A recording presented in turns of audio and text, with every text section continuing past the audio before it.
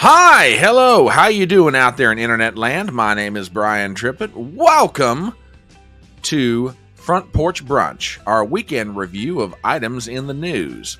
We are on Rumble, we are on Twitter, and we are on that quaint little alternative website known as YouTube.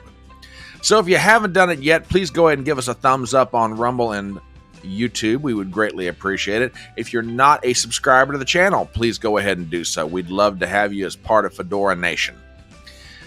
We are on Rumble, Twitter, and YouTube.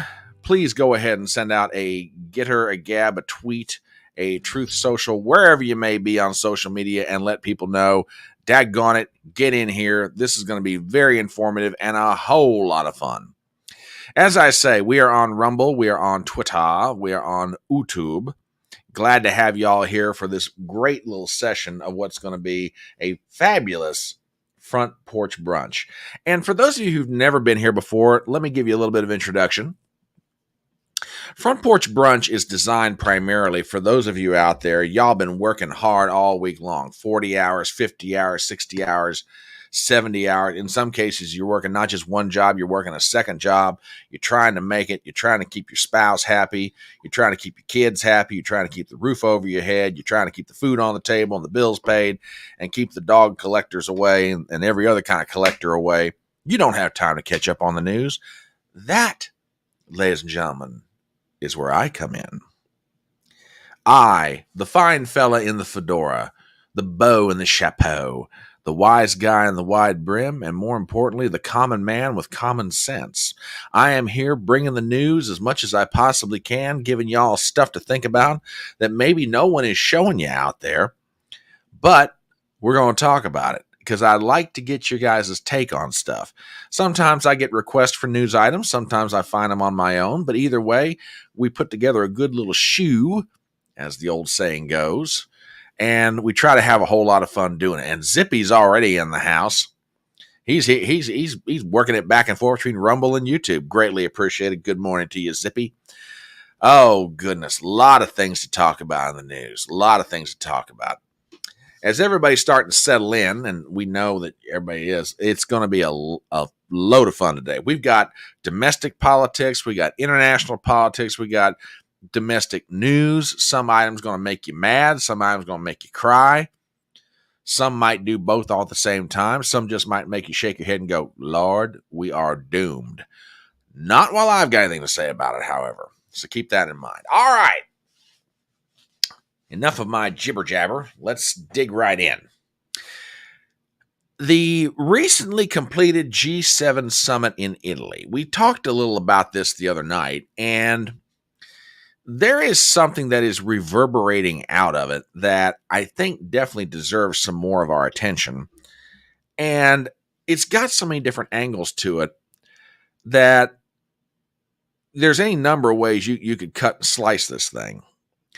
Now, I do want to start off with a couple of humorous things. And one of them is there's always a picture of the members of the G7 that's taken where they're lined up in a single line, almost like a row of convicts in the lineup at the tank. Just saying. But this one is fairly funny because of what somebody did to it. And let me get this thing pulled up real fast. I think you guys are going to really appreciate this. So give me a second here, and we'll get this thing pulled up. Here we go. Yeah, this is the lineup of officials at the G7. Now, going from left to right, the gentleman on the left, I believe, is Stoltenberg, the head of the European Union, and he's declared to be an unelected Eurocrat. On his right is Olaf Scholz of Germany, the prime minister. He just lost an election. Right beside of, let me get a pointer up here. Here is Trudeau of Canada. He's got 50-year low poll numbers, at least for the purposes of his political party. And then you've got Emmanuel Macron of France, who just lost an election in the European Parliament. You have Giorgia Meloni, who's the prime minister of Italy. Then you got Biden. He says is too senile to stand trial. You have the leader of Japan, and his name is escaping me right now, who's got a lower rating, almost as bad as Justin Trudeau. You have Rishi Sunak, the Prime Minister of Great Britain, who's about to lose an election. And then you have Marie Legrand, who is the head of the International Monetary Fund. Again, an unelected bureaucrat. So there you go. Oh, so yeah, that's a little bit of a humorous take. Now, there is one other humorous take that someone came up with, and this is downright funny. Now, for you ladies out there that are watching this live stream, either you're here live right now or you're going to watch this later, let us be honest about it. There have been occasions in your life where where someone has come across your path, and bless your heart, it doesn't matter how hard you try, there's no amount of poker face that you can put on that can hide what you really think of the situation. Well, such was the case of Giorgia Meloni of Italy. And I can't play the music to this because I'll get a copyright strike from that quaint little alternative platform called YouTube. But I'm going to play this without the music, and I want you to look at Giorgia Meloni's facial reactions. Now, in this lineup, she's about to shake hands with Emmanuel Macron. Okay, so let me start this up, and I think you guys are going to understand what I'm talking about. So here comes Macron. Yeah, okay, yeah. He's like, yeah, hello, how are you? I really get away from this guy.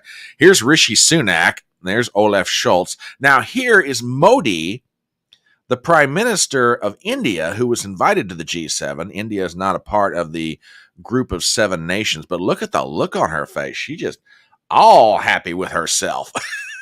Tell you what, she's like, get Sunak away from me, get Macron away from me. I want one of these hang around these crumb bums. But now Modi, dude, you got all that Indian charm. You can hang out you can sit right wherever you want, big boy. Oh, that was funny. That was absolutely funny. Now, I start out with these humorous little bits about the G7 summit because there's something that's still reverberating out of it, and it's crossing over into American politics. And it's not something that's really new, at least where the Biden administration is concerned.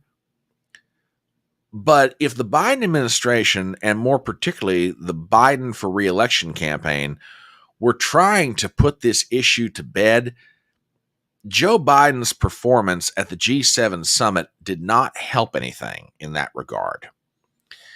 So I want to take you guys back in time to an event that took place as part of the G7 summit. I mean, there's always with these things a certain amount of pageantry. There's always a certain amount of showmanship, things that are put on for the benefit of the guest nations that are there as part of the G7 summit. Well, Giorgia Meloni and the organizers of the summit arranged for some parachute artists to parachute in to this staging area, this very large, flat, sort of grassy area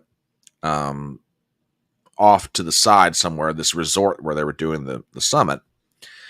And you guys have seen this before. The parachute artists, they will parachute in and they will have a flag or something behind them. Well, that sets up what we're going to watch. And we saw this earlier this week, but I want to watch this again. This runs about 1 minute. And take a look at this. Okay, now, if there's any sound with this, Zippy, give me a sound check and just make sure the sound's working okay. So do me a favor, check this out. All right, so the parachute artist hits the ground. The leaders, appropriately applaud. There's Biden off to the right. He's just kind of looking around with his grin on his face. Okay, cool. So the parachute artist is getting unharnessed and all that and unbuckled. Biden starts walking away, and there goes Giorgia Meloni. And she kind of gets him by the arm and says, "Hey, we need you back here for a photo." So Biden's looking ahead and, puts on his trademark aviators.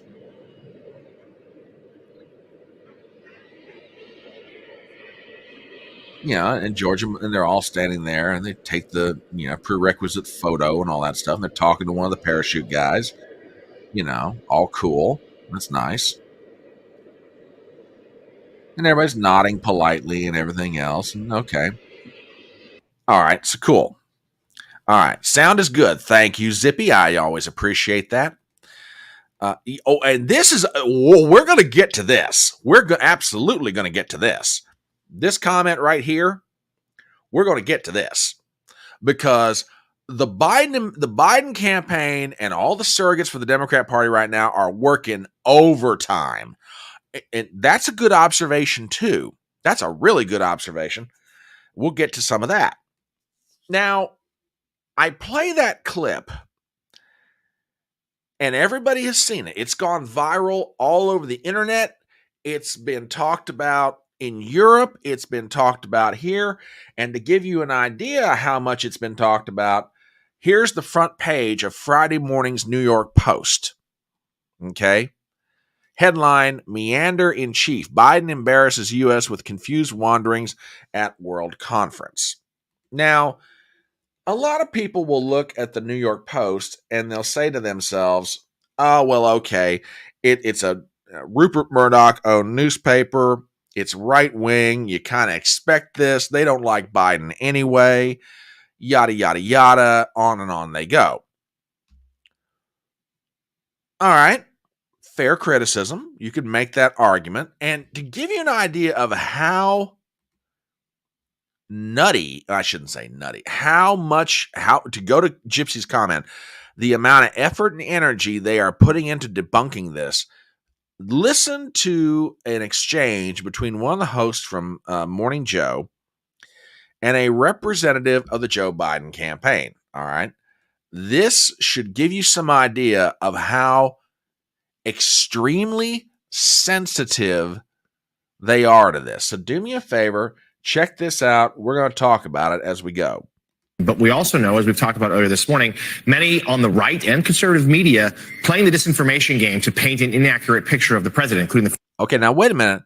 Why are you automatically calling it disinformation? In what context is this disinformation? I'm trying to be fair about this. I really am. I mean, everybody who comes to my channel knows how I feel about Joe Biden. I understand that. But in what context is this disinformation? So let's continue with this.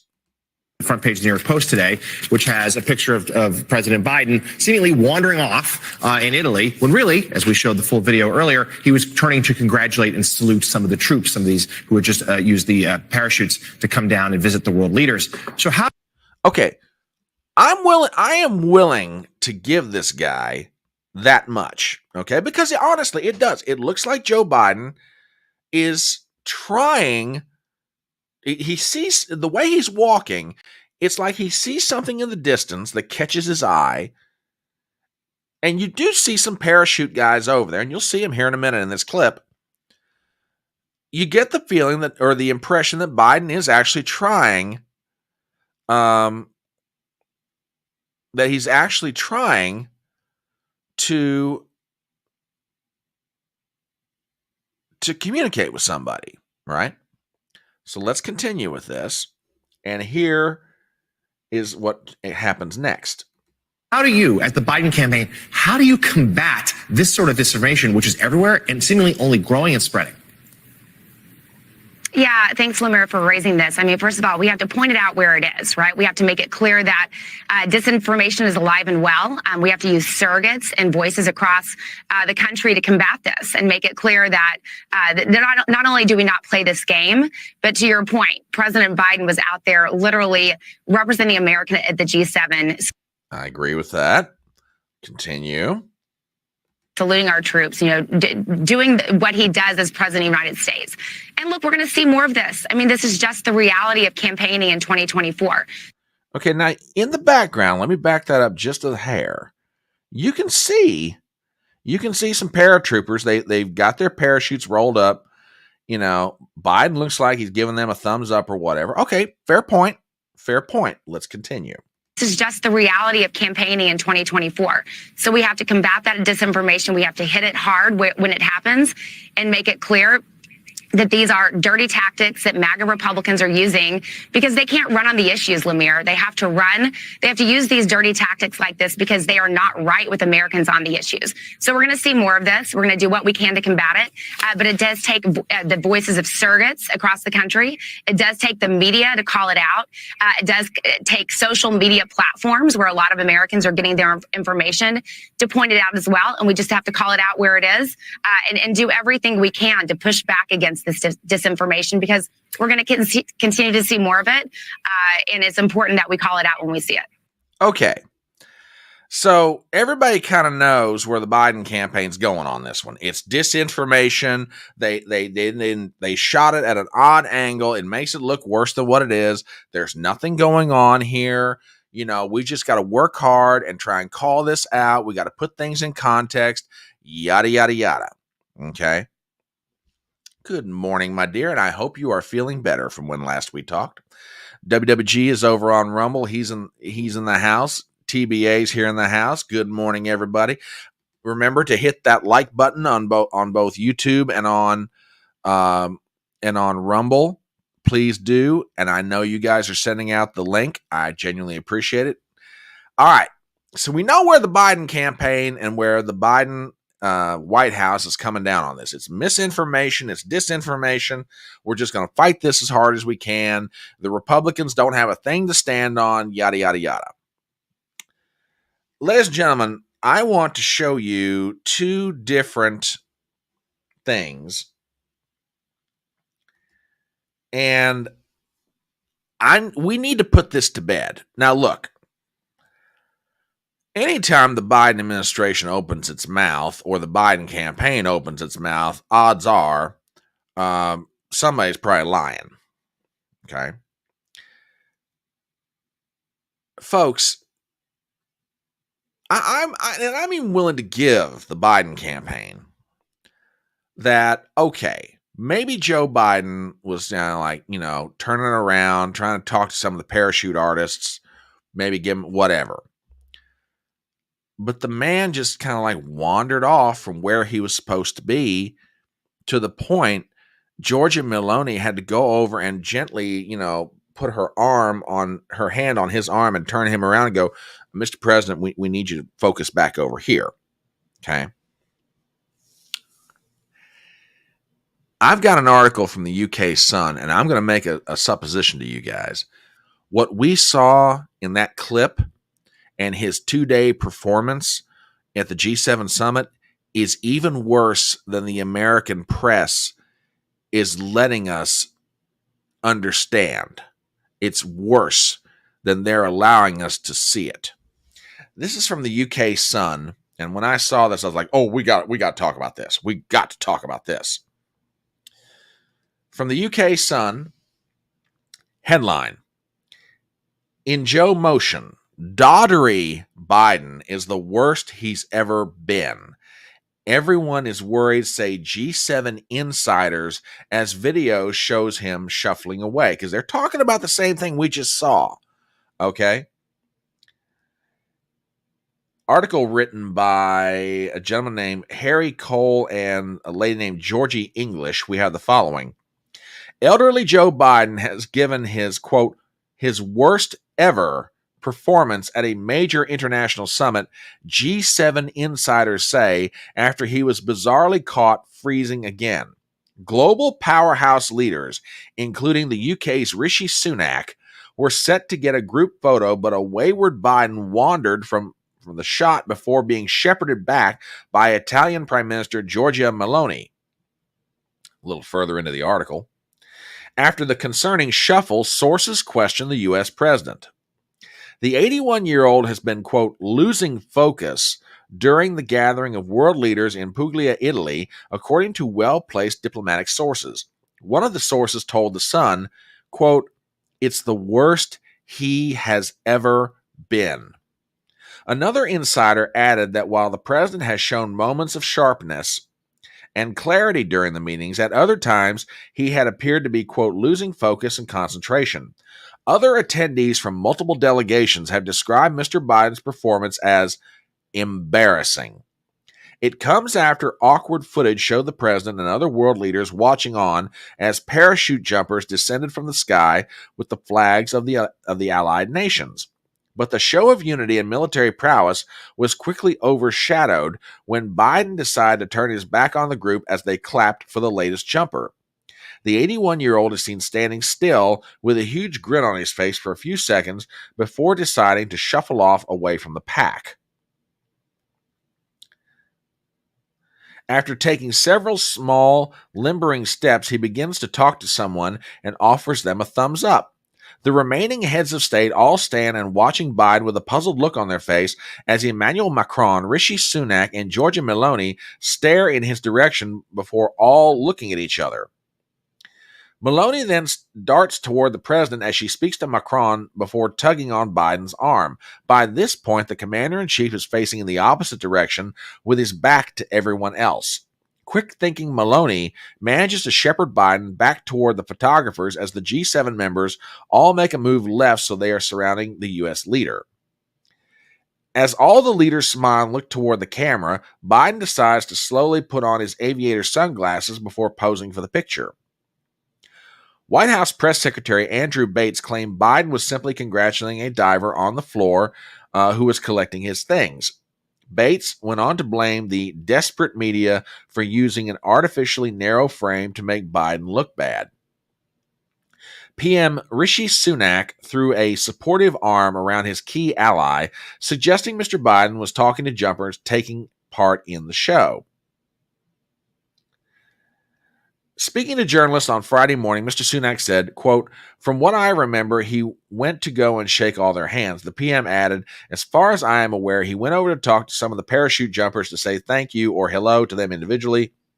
However, Mr. Biden later missed the dinner for leaders at the summit held at the luxury hotel in southern Italy." Revealing the growing concern in diplomatic circles, Sun political editor Harry Cole told our Never Mind the Ballot show he ducked out of dinner last night, but my sources, diplomatic sources here, say it is the worst they've ever seen Joe Biden, and he's in a bad way. He's losing focus in meetings. Sometimes he's very sharp, sometimes very much not. So some worrying developments there. Last night, there was an awkward moment when President Biden was looking very doddery. Okay, let's talk about this. I want to point out something first and foremost. This is not Alex Jones. This is not Steve Bannon. This is not Fox News. It's not talk radio. It's not the blogosphere. It's whatever you want, whatever right-wing media source outlet you want to reference. This is not any of that. This is a British newspaper. British reporters who were on site and watched the whole thing go down, talking to European leaders and members of their delegations. Okay, like I said, I'm willing to give Biden, as you know, maybe he turned around, he saw some of the other parachute artists, he was trying to walk over and say hello. Fine. You're wandering off. Everybody's looking at you. They can't figure out what you're doing, to the point that the host of the event, Giorgia Meloni, the Prime Minister of Italy, is having to go over, put her hand on your arm, turn you around where you should be, and everybody's trying to cover for you. Okay?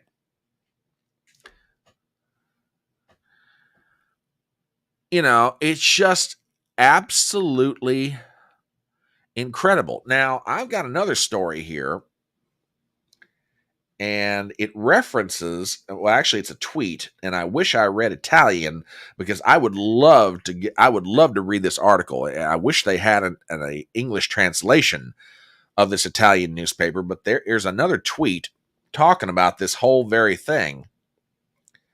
And this is a tweet, as you might expect. Trump and his people jumped all over this thing.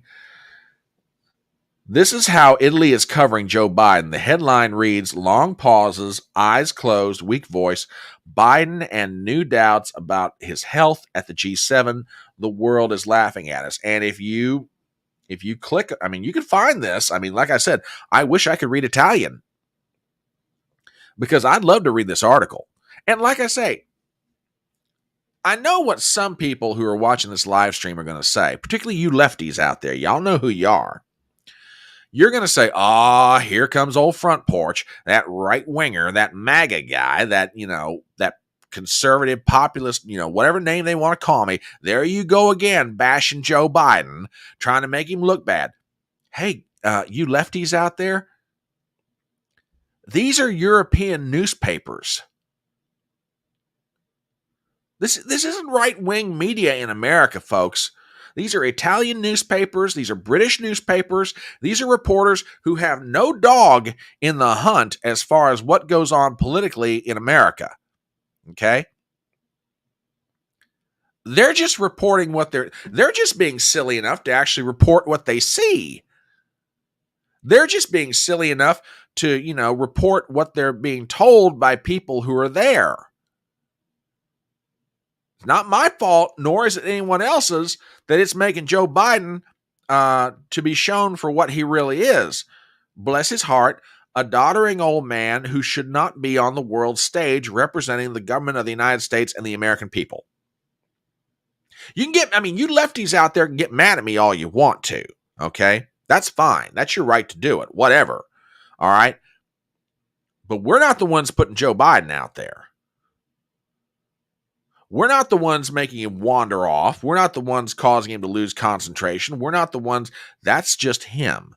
And I don't say it with any joy. I really don't. Look, y'all know me. I think Joe Biden, as a politician, and frankly as a man, is a bottom-feeding scum-sucker, okay? He is maybe one of the the crust on the corner of a cockroach's mouth might have more character than Joe Biden in my book, okay? I have no use for him politically. I have no respect for him as a man. But by the same token, Joe Biden or not, I don't want to see any human being go through this. I mean, look, you've got family members. I've got family members. We've all got friends. No one wants to see anybody, even if you disagree with them profoundly, you don't want to see them go through this. Yet right now, this is what's representing the United States to the world. And you keep sitting there asking yourself the question, in the name of God, when are we going to invoke the 25th Amendment? Which sort of begs another question. How much do the people who should be enacting the 25th Amendment, how little do they care about the American people and the country they purport to love, that they're not willing to invoke the constitutional measure that would solve this problem, or at least move us toward a solution? Tennessee, it's good to have you here this morning. Good. Yeah, it is sad. It's genuinely sad. And yeah, they're going after the Post for this, but it's not. What's the Post doing? They're just reporting what they're seeing. They're reporting what they're being told. Is it their fault that Joe Biden looks like this in the eyes of the world? I mean, yeah, you can maybe make an argument. Well, they used the wrong camera angle. If they'd have shown the camera angle, it would have shown him trying to talk to the parachute guys. Okay, fair enough. But should he really have been talking to the parachute artist? At that moment, his concentration should have been on the fact they're about to take a group photo, as opposed to, someone having to come over and treat, old grandpa, put their hands on his arm and say, now, Mr. Biden, we need you to look this way. Just concentrate on. I mean, the French, the English are looking at each other like, what the hell's the matter with this guy? I mean, this is not good. The Honorable John McGarvey over on Rumble. Good morning to you, sir. Bring on the hard times. The country needs a generation of hard men. Yeah. Yeah. Absolutely. TBA says that Biden character is a pretty good actor, isn't he? If that's not acting, I'm scared. I am absolutely scared. Good morning. The mixologist is in the house. We've been missing our mimosas. Hello, lovely. By the way, we got some news out of your beloved Old Dominion to be talking about here a little bit. Yeah, absolutely good to see Leah Payne in the house. Glad to have you here. But yeah, I mean, and you know, politically, it is embarrassing to the United States. On a human level, I mean, like Tennessee was just saying, on a human level, it is just genuinely sad. And for all the grief that the New York Post has gotten about this, they wrote an editorial on Friday. And frankly, it needs to be said. Now, like I said, the Biden administration, the Biden campaign, they're going to bash the New York Post, just like Gypsy was referring to. They're going to bash, they're going to bash the New York Post for this. But you know what? They're saying what everybody's thinking. And I want to show you this op-ed because this is pretty good. Headline: Democrats' denialism of Biden's cognitive decline isn't just unconvincing, it's cruel. Enough with the denialism. Democrats and media enablers need to face the facts on Joe Biden's cognitive decline. After the Post reported on Biden wandering away from the pack of G7 leaders watching a parachuting demonstration, the White House jumped into its fake news mode. Press Secretary Andrew Bates claimed it was a lie, claiming the president was just congratulating one of the divers and giving a thumbs up. All right, maybe he was, but let's go back to the article. Thing is, Biden wasn't supposed to do that, but to stay with the group, an instruction every leader seemed to remember but him. He went to go and shake all their hands to explain UK Prime Minister Rishi Sunak because they had all landed and he was trying to be very polite, but we were meant to stand in one place rather than go and say hello individually. Fine. There's nothing wrong usually with going a little off script, but what was most telling was the "what is he doing" reaction of his peers. The video shows them looking concerned and confused by Biden's behavior as they all shuffled to close the group around him until Giorgia Meloni's of Italy steps in to guide him back to the group. The reaction of Biden's media surrogates and the fact-checking snark smacks of a desperation to prove to the world that the president has the energy of a 40-year-old 5 months out from an election, but everyone on the left and the right must be asking themselves, is this who Americans want representing them on the world stage? Is this who should be making critical decisions that affect not just our nation, but the world? Nor was this the only incident at the G7 summit. G7 sources told The Sun that Biden has been losing focus and is the worst he's ever been. In isolation, you could chalk this up to a patch of heavy travel. The president just flew to Normandy for the D-Day anniversary, then came back home, then across the Atlantic again for the summit. Blame the obvious brain fog as an 81-year-old with jet lag, in other words, and blame the staff for putting him through this punishing schedule, apparently in hopes of showing that he's as spry as ever, something that every poll shows voters severely doubt. But being unfocused, disoriented, and forgetful is no longer an exception for Biden, it's the rule. His decline is starting to scare his staff and Democrats in D.C., some of whom told the Wall Street Journal that he sometimes speaks so softly that he can't be understood, increasingly relies on notes and aides in meetings, and at times closes his eyes for so long it seems he's fallen asleep. And then there are the many, many cases of him getting confused in public. In February, for example, he mixed up French President Emmanuel Macron with ex-President Francois Mitterrand, who died in 1996, and claimed that German Chancellor Helmut Kohl, who died in 2017, spoke with him in 2021 after the January 6th Capitol riots. White House Press Secretary Karine Jean-Pierre's explanation was such mistakes happen to all of us. Oh, really? Anyway, they happen to this president all the time and with increasing frequency. How long will Democrats try to get away with denying what Americans can see happening right in front of them? Remember, we didn't see him on the usual campaign trail in 2020. COVID gave his handlers an excuse to keep him largely homebound. But that was before 3.5 years in a job that has seriously aged every man who's held it. And Biden's frequent days off and early lids, most days the White House press corps gets told he's done by mid-afternoon, can't ease that burden much. Those closest to him should be taking steps at this point. Instead, First Lady Jill Biden pushes back against the idea of Biden even taking competency tests, calling it, quote, ridiculous. Maybe the White House staff think they're being loyal by taking the don't believe your lying eyes approach. Maybe they're just too much in love with the perks and the power. And that's a great point. I mean, this is just, there's a little bit more to that op-ed. I'll drop it into chat for anybody who wants to read it. Because look, it's very well put together. I don't know who wrote it on behalf of the editorial board of the Post, but it lays out the arguments very, very well. So I just dropped it in both Rumble and YouTube chat if you guys want to take a look at it on your own. But I mean, look, what are they saying here that everybody's not already saying? They're right. What are we supposed to do? Ignore our lying eyes? He's wandering around like he's lost. He's confusing world leaders. It's awful. And like I said, on a human level, I don't want to see this happen to the poor guy. But it's becoming painfully obvious to anybody that's watching him. This man should not be president, and damn sure he shouldn't be reelected to a second term. I mean, look, lay aside the policy disagreements, lay aside the corruption, lay aside everything else that everybody thinks surrounds this guy. From a human standpoint, ask yourself this question, especially y'all out there on the left. Can you really, in good conscience, put this man back in the White House?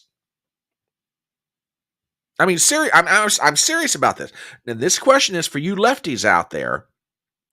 Can you all, in good conscience, vote to put this guy back in the White House? Oh, orange man bad. Is he so bad that you will commit elder abuse? I want you to look in the mirror and ask yourself that question. Is Donald Trump so bad? Or lay aside Donald Trump. Take Trump out of it. Put any other Republican name in there you want to.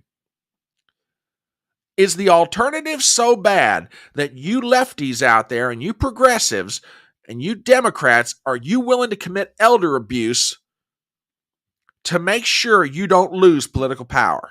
Can you really look at yourself in the mirror and justify that?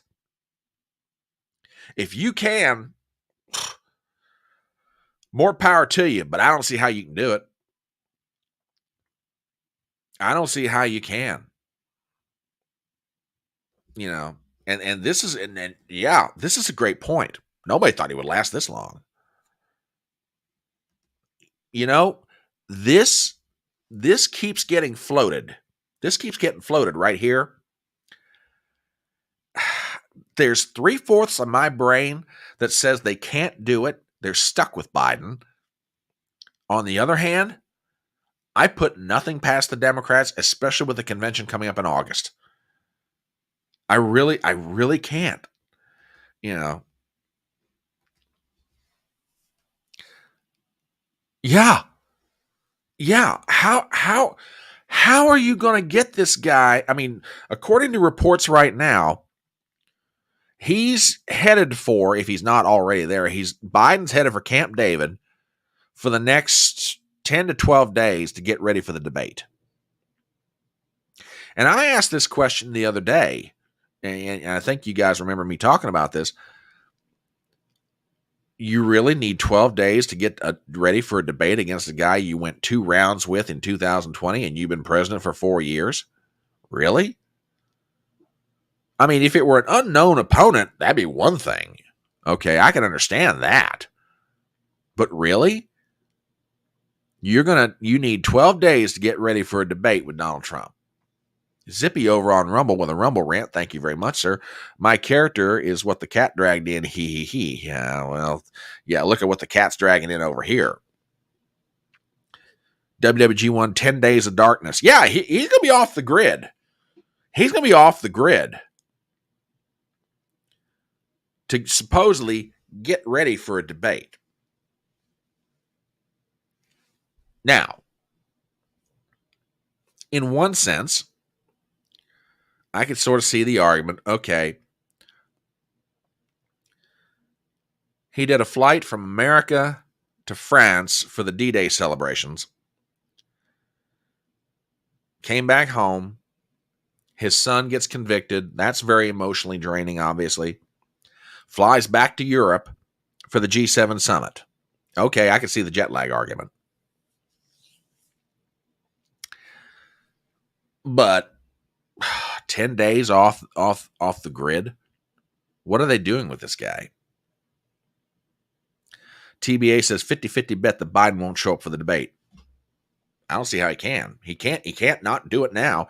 He's the one that offered the dates. He's the one that's agreed to it. What's he going to do? Say, I have a head cold?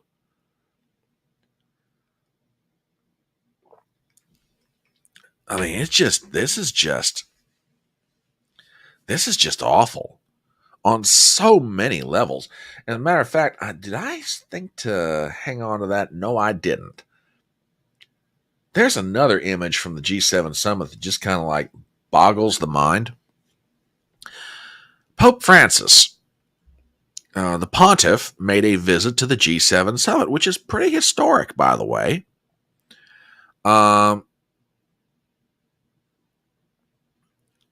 Because apparently no pope prior to this meeting of the G7 had ever attended a meeting of all the leaders of the 7 industrialized nations.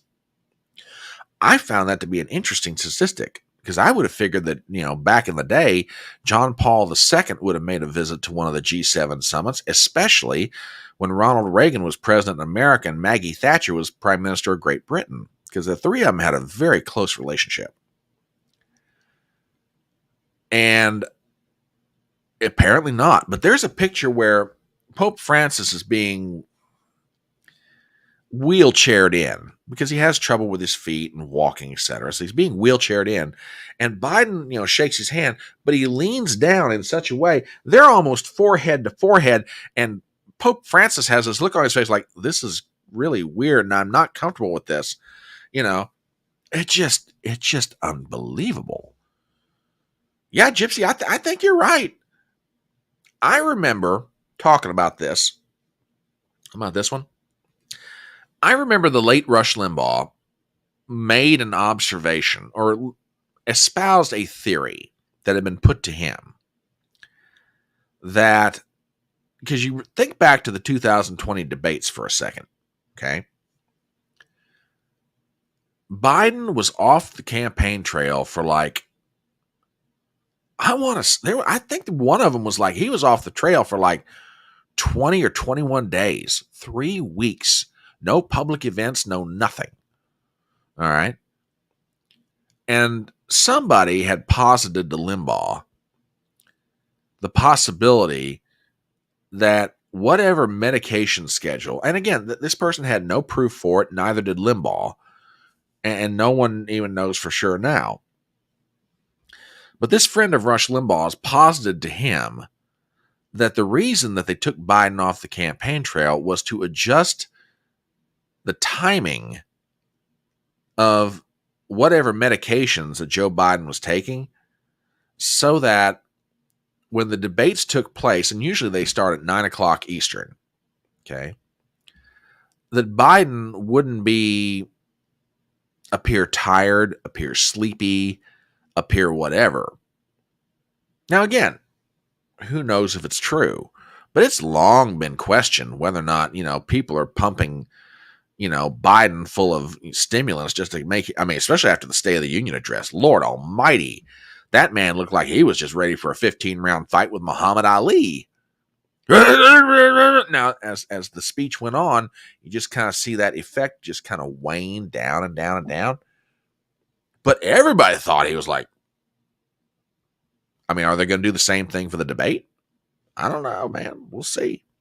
We'll see. But yeah, there's still reverberations coming out of the G7 summit, and it's just, man, it's not good. It's not good at all. And like I said, if the Biden campaign is trying to put to bed this notion that the president is physically up to the job for a second term, his behavior on that trip is not helping him at all. Not in the slightest. As a matter of fact, we've got some polling we're going to get to a little bit later that, especially where it's coming from, we'll see. The numbers are going to shock you. TBA over on Rumble says, speed, they're giving him speed. Alzheimer's drugs work better after a period of cleansing. 10 days maybe? I don't know. I don't know if he's on Alzheimer's. I have no idea if he's on Alzheimer's drugs or not. I mean, obviously the White House is not saying anything if he is, and nor would you want to. Democrat or Republican, you don't want the world finding out that the leader of the free world is like, the leader of the free world is on those kind of medications. Okay, so we've got some guesses here. If I had a guess, mixture of Adderall, B12 injections, vitamin C via IV, just guess. Could be. So yeah, that's what's coming out of the G7 and reverberating here in American politics. All right, real quick commercial. My name is Brian Trippett. I'm the Front Porch Conservative. You are arrived at Front Porch Brunch, our little weekend gathering of Fedora Nation where we get together and talk about some news items. Maybe we didn't get a chance to talk about them during the week, but we're glad to have y'all here. If you haven't done it yet, hit the thumbs up. It really helps with the algorithm on both Rumble and YouTube. If you're not subscribed to the channel, please do so. I am literally one subscriber away from 200 subs on Rumble. Now, I know that's a very small number compared to some content creators, but honestly, I'm getting happier and happier with Rumble. I really am.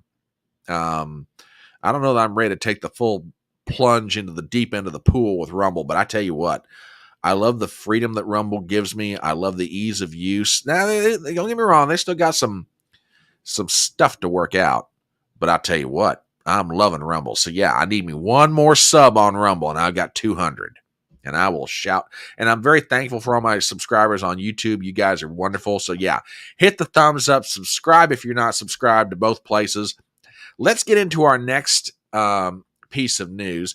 And staying in Europe for a little bit, we have an offer of peace that is put on the table from Vladimir Putin. Oh, yes.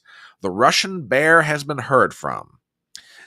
As y'all know, or maybe you don't know, there is currently a conference going on in Switzerland with representatives from various nations around Europe, and they're trying to figure out how to resolve the Ukraine-Russia conflict. Well, Putin has given them a solution, and this is fairly interesting because, to the best of my knowledge, and again, I'm not necessarily the closest follower of European news or European politics, but for the first time that I'm aware of, Putin has laid down the terms for a ceasefire, at least since they were negotiating way back at the beginning of this thing. We go to a website called France24.com, and we've got the following headline. Putin's peace conditions are Hitler-like, Zelensky says. Russian President Vladimir Putin promised on Friday to immediately order a ceasefire in Ukraine and begin negotiations if Kiev started withdrawing troops from the 4 regions annexed by Moscow in 2022 and renounced plans to join NATO. Ukraine responded by calling Putin's proposal manipulative and absurd. There's no individual writer on this, but it comes from France 24, I guess the staff. Putin's remark came as Switzerland prepared to host scores of world leaders, but not Moscow, this weekend as they try to map out the first steps toward peace in Ukraine. They also coincided with a meeting of the leaders of the Group of 7 leading industrialized nations in Italy, and after the U.S. and Ukraine this week signed a 10-year security agreement that Russian officials, including Putin, denounced as null and void. Putin blasted the Switzerland conference as, quote, just another ploy to divert everyone's attention, reverse the cause and effect of the Ukrainian crisis, and set the discussion on the wrong track. His proposal came in a speech at the Russian Foreign Ministry and was aimed at what he called a final resolution of the conflict rather than freezing it, and stressed the Kremlin is, quote, ready to start negotiations without delay. Broader demands for peace that Putin enlisted included Ukraine's recognition of Crimea as part of Russia, number 1. Number 2, keeping the country's non-nuclear status, talking about Ukraine. Number 3, restricting its military force and protecting the interests of the Russian-speaking population. All of these should become part of, quote, a fundamental international agreement, and all Western sanctions against Russia should be lifted, Putin said. Quote, we're urging to turn this tragic page of history and to begin restoring, step by step, the unity between Russia and Ukraine and in Europe in general, Putin said. Putin's remarks, made to a group of somber foreign ministry officials, represented a rare occasion in which he clearly laid out his conditions for ending the war in Ukraine. But it did. Now, notice this. It did not include any new demands. The Kremlin has said before that Kiev should recognize its territorial gains and drop its bid to join NATO. But Ukrainian President Volodymyr Zelensky said he believed Putin would not stop his military offensive even if the ceasefire demands were met. Quote, "These are ultimatum messages that are no different from messages from the past," he said to Italy's Sky TG24 news channel on the sidelines at the G7 summit. He will not stop, Zelensky said, comparing Putin's peace conditions to ultimatums given by German dictator Adolf Hitler at the lead-up to World War II. It's the same thing that Hitler used to do. This is why we should not trust these messages, Zelensky said. Ukraine's foreign ministry called Putin's plan, quote, manipulative, absurd, and designed to mislead the international community, undermine diplomatic efforts aimed at achieving a just peace, and split the unity of the world majority around the goals and principles of the UN Charter. NATO chief Jens Stoltenberg also slammed the conditions set out by Putin for initiating Ukraine peace talks. This is not a proposal made in good faith, Stoltenberg told reporters. This is a proposal actually means that Russia should achieve their war aims by expecting the Ukrainians should give up significantly more land than Russia has been able to occupy so far. This is a proposal of more aggression, more occupation, and it demonstrates in a way that Russia's aim is to control Ukraine. All right, let's talk about this for a second. Again, I am most certainly not the most expert commentator on European politics, but from everything I've seen, the Russians are going to win this war and they're going to exact a very nasty price from the Ukrainians. And let's just assume for the moment that the Russians aren't winning now. But think about it for a minute. The Russians have more men. They have more armaments. They've been fighting there for 2.5 years.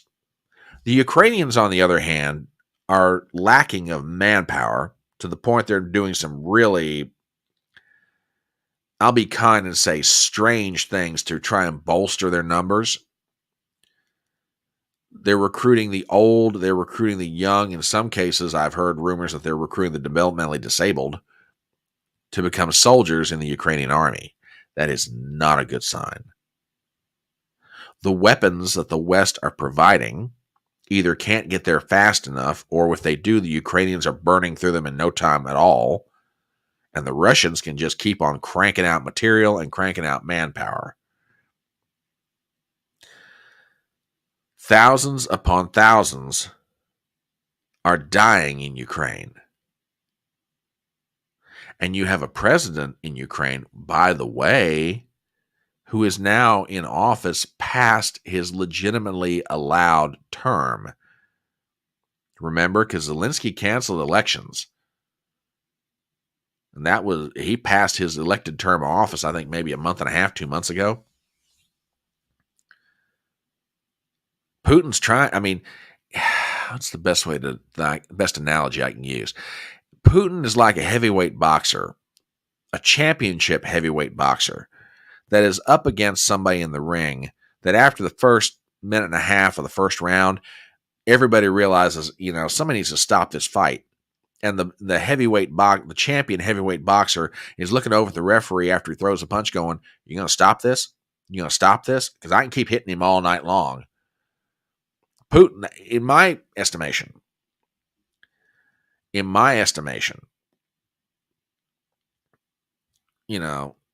Putin's trying to get this thing stopped. TBA says the Russians won the Ukraine war the day they stepped over the Ukrainian border. The Ukrainians never had a chance of winning. It was a foregone conclusion that Russia would take back their land. Oh, you mean like a dictator? Yeah, look.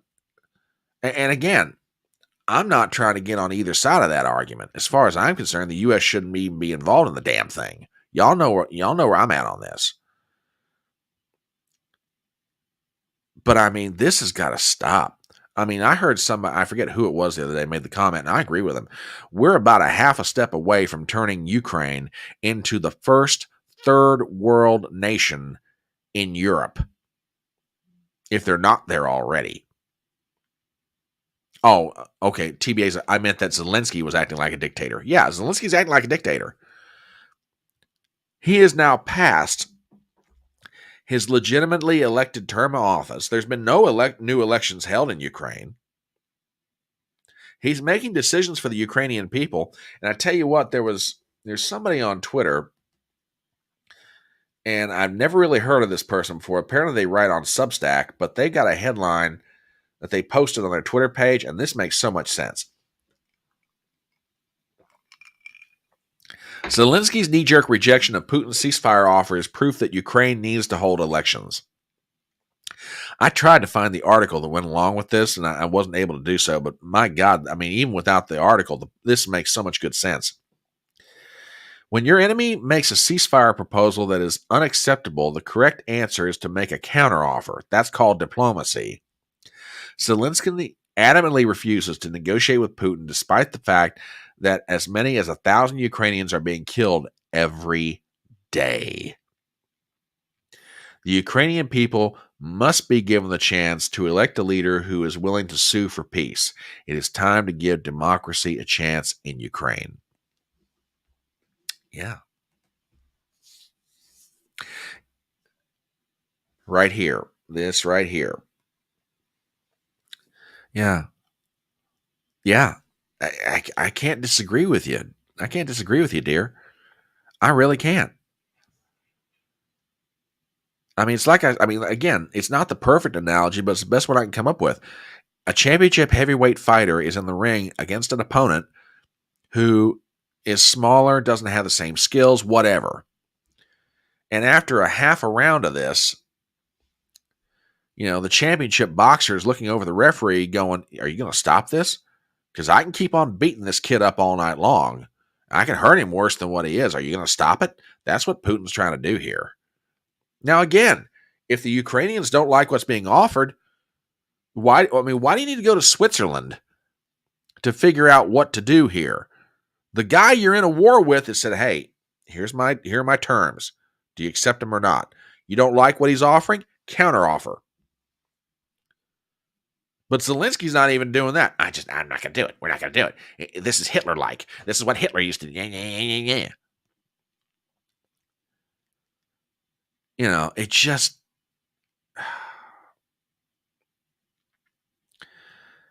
How many more people in Ukraine are going to die?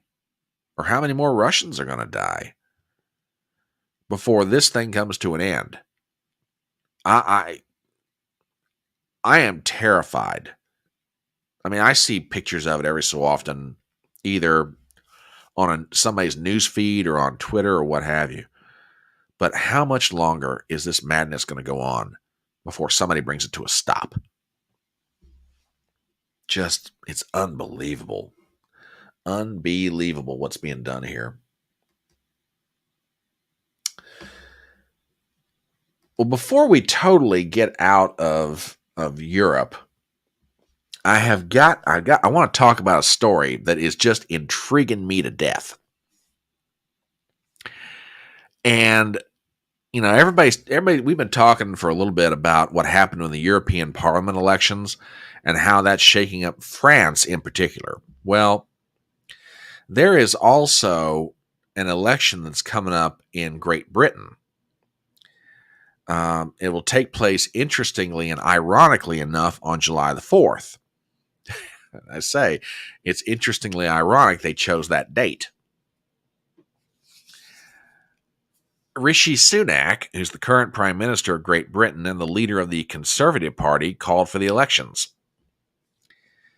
Well, one of my favorite British politicians, Nigel Farage, has been making the rounds in Great Britain. Now, you may remember Nigel from his efforts as the leader of the Brexit movement from back in 2015 and 2016, which led to a nationwide vote.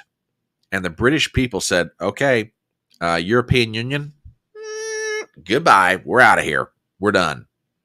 Shocked the world. Nobody in Great Britain, and I mean nobody, thought that the British people would vote to separate themselves from the European Union. But Nigel Farage and a handful of others led that effort successfully. Well, now Nigel is standing, trying to be elected to the House of Commons in Great Britain. And I tell you, and he's also currently the leader of the UK Reform Party. Oh, I know. Nigel, my nickname for Nigel is the Old Rascal. And I love Nigel for a number of different reasons. To me, and this is going to be an imperfect analogy, he reminds me a lot of Donald Trump. In this respect, Nigel Farage is about as media savvy as Donald Trump is. He knows how to work it. He knows how to do it.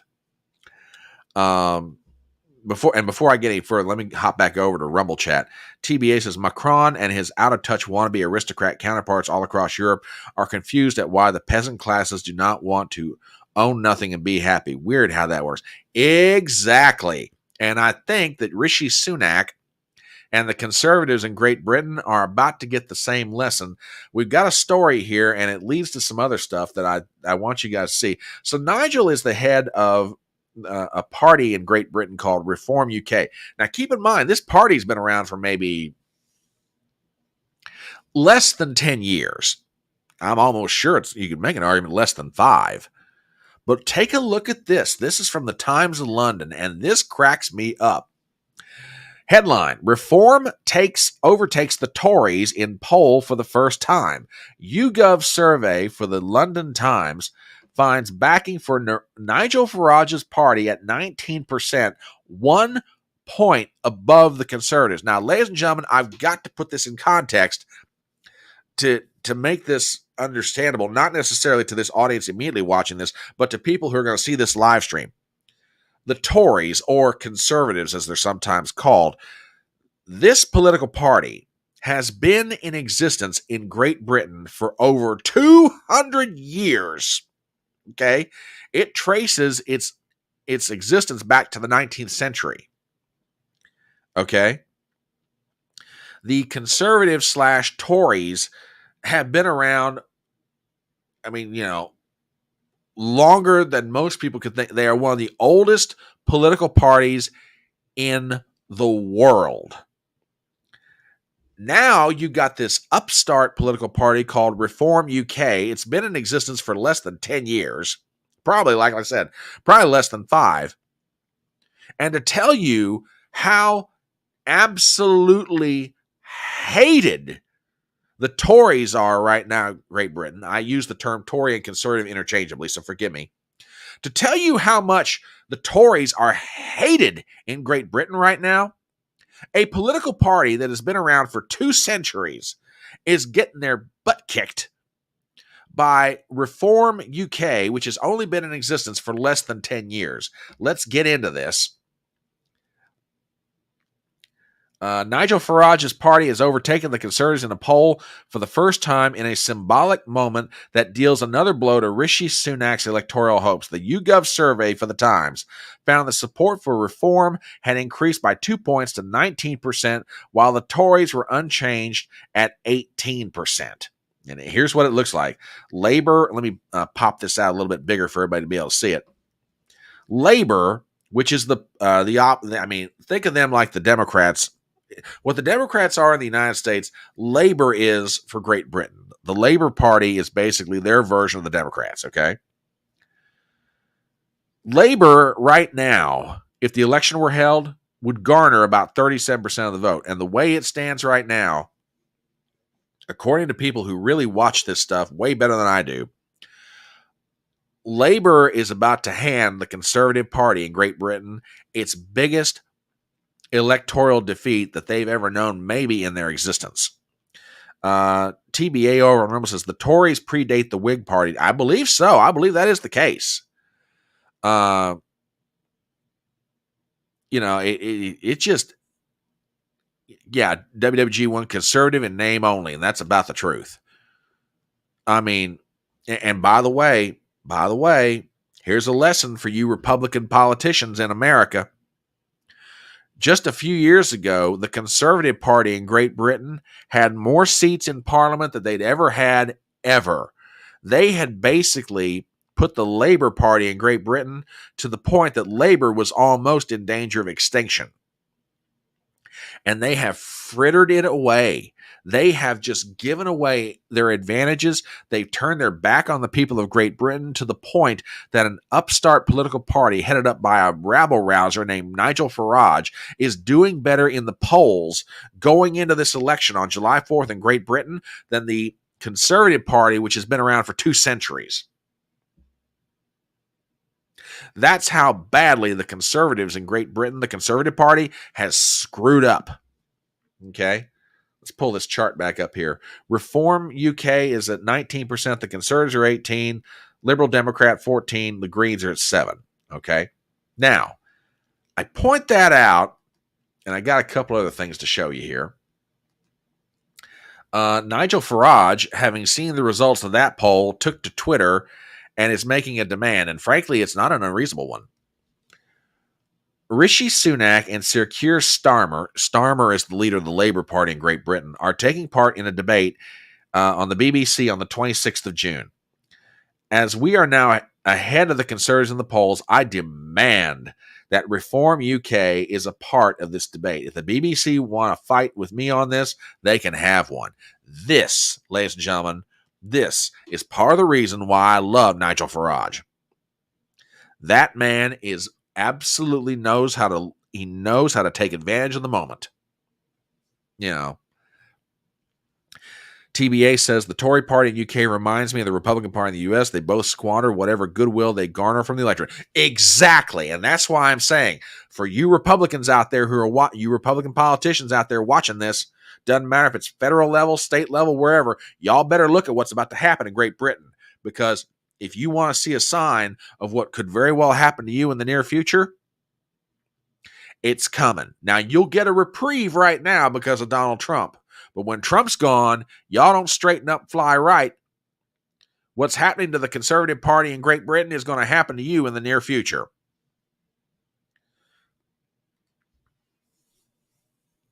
This is why I wish we could break away from the GOP. Yeah, I don't disagree with this.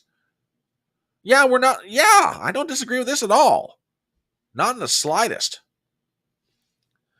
But anyway, one more. So that's Nigel Farage's tweet, but I got to show you one more thing because this will crack you up. You want an idea of how media savvy and how smart Nigel Farage can be?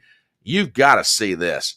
So there was a debate held on ITV the other night, which is I guess connected with the BBC, or maybe it's its own separate TV station in Great Britain. And they had representatives from all the major political parties on stage. Now, let me set this up for you before I play it. The Conservative Party in Great Britain has issued their version of the contract with America. It's their promise to the people of Great Britain of the things they will do. They call it their manifesto. Okay, literally, that's their term for it. They call it a manifesto. Mind you, this is the 5th manifesto they've given the British people probably in the past 10 years. Okay, so you begin to say to yourself, have you sort of watered down the effect of this thing? Okay, so they're at this debate, and part of the Conservative Party's manifesto to the British people is they promise to rein in illegal immigration. I mean, we here in America are just upset as can be about what's going on our southern border, which is totally understandable. But the British people and most of the nations of Europe are dealing with a problem as bad or worse. Okay? I mean, and to the point now, Great Britain doesn't even feel like Great Britain anymore, according to some people. So that's the backdrop of what you're about to see. So all these leaders, these representatives from their parties are on this stage at this ITV debate that is being held in Great Britain. Y'all have got to watch this because this is great. Check this out. My question is to... Now, this is Nigel Farage speaking to a representative of the Conservative Party. Penny Morden. Given that your 2010 manifesto, your 2015 manifesto, your 2017 manifesto said you'd reduce net migration to tens of thousands, your 2019 manifesto said immigration would massively reduce, and that net 4.3 million people have come into the country since that time, why on earth should anybody believe the fifth manifesto that promises cuts to net migration? All right, now, that's a reasonable question. Listen to her answer. Because of the record of this Prime Minister. So we've had enough, that's fine. I'm happy. Figures out to Did you hear the reaction of the audience? They literally laughed at her.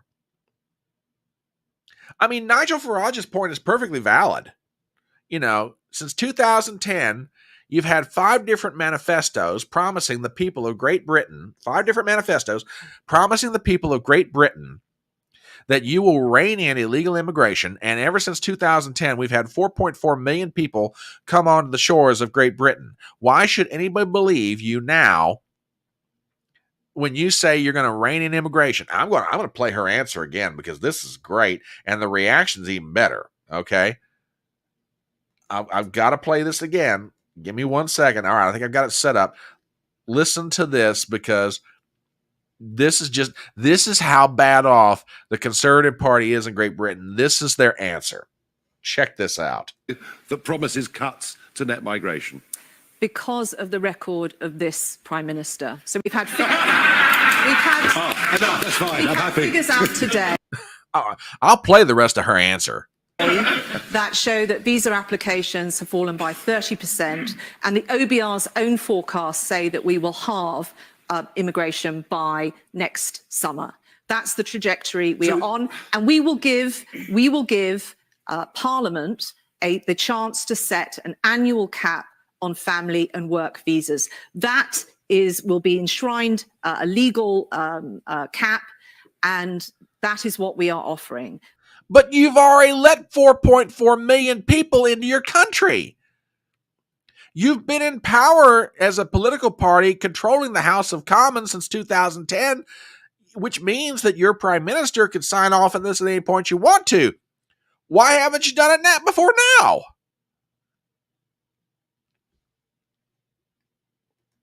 Folks, I'm going to make you a prediction. And this is just me. I don't know. And like I say, there are observers of British politics far better than I am, and European politics in general. But I tell you what, after July 4th, it would not shock me at all if either the Conservative Party goes the way of the dodo bird, or if the Conservative Party is subsumed inside Reform UK and Nigel Farage becomes the leader of the conservative movement in Great Britain. Because Rishi Sunak, I mean, don't get me wrong, there are some good, from what I understand, some very good, capable people just like Nigel Farage in the Conservative Party. But there's not enough of them. And they're being undermined by the likes of Rishi Sunak and others like him. Well, okay, Great Britain, here it comes. You're about to get I mean, I would have thought that 2016 would have taught you the lesson you needed to adhere to. Apparently not. You're going to have to learn the hard way. Number one, you're going to get the Democrat Party on steroids when Labor takes over after this election, and they will. They're going to kick butt all over the place in Great Britain. The Labor Party is further to the left of the American Democrat Party. So you're going to get 4 years of that.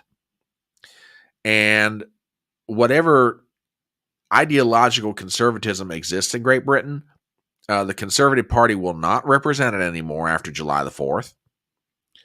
And frankly, as badly as the Tories, aka the Conservative Party, is about to get their head handed to them, they might not even exist. So folks, there is major stuff happening in Europe. Keep your eyes on it, because this is about to get real good. There's stuff shaking in France. There's stuff shaking in Great Britain. Where it all turns out, I don't know yet, but we're going to be here talking about it. You know us.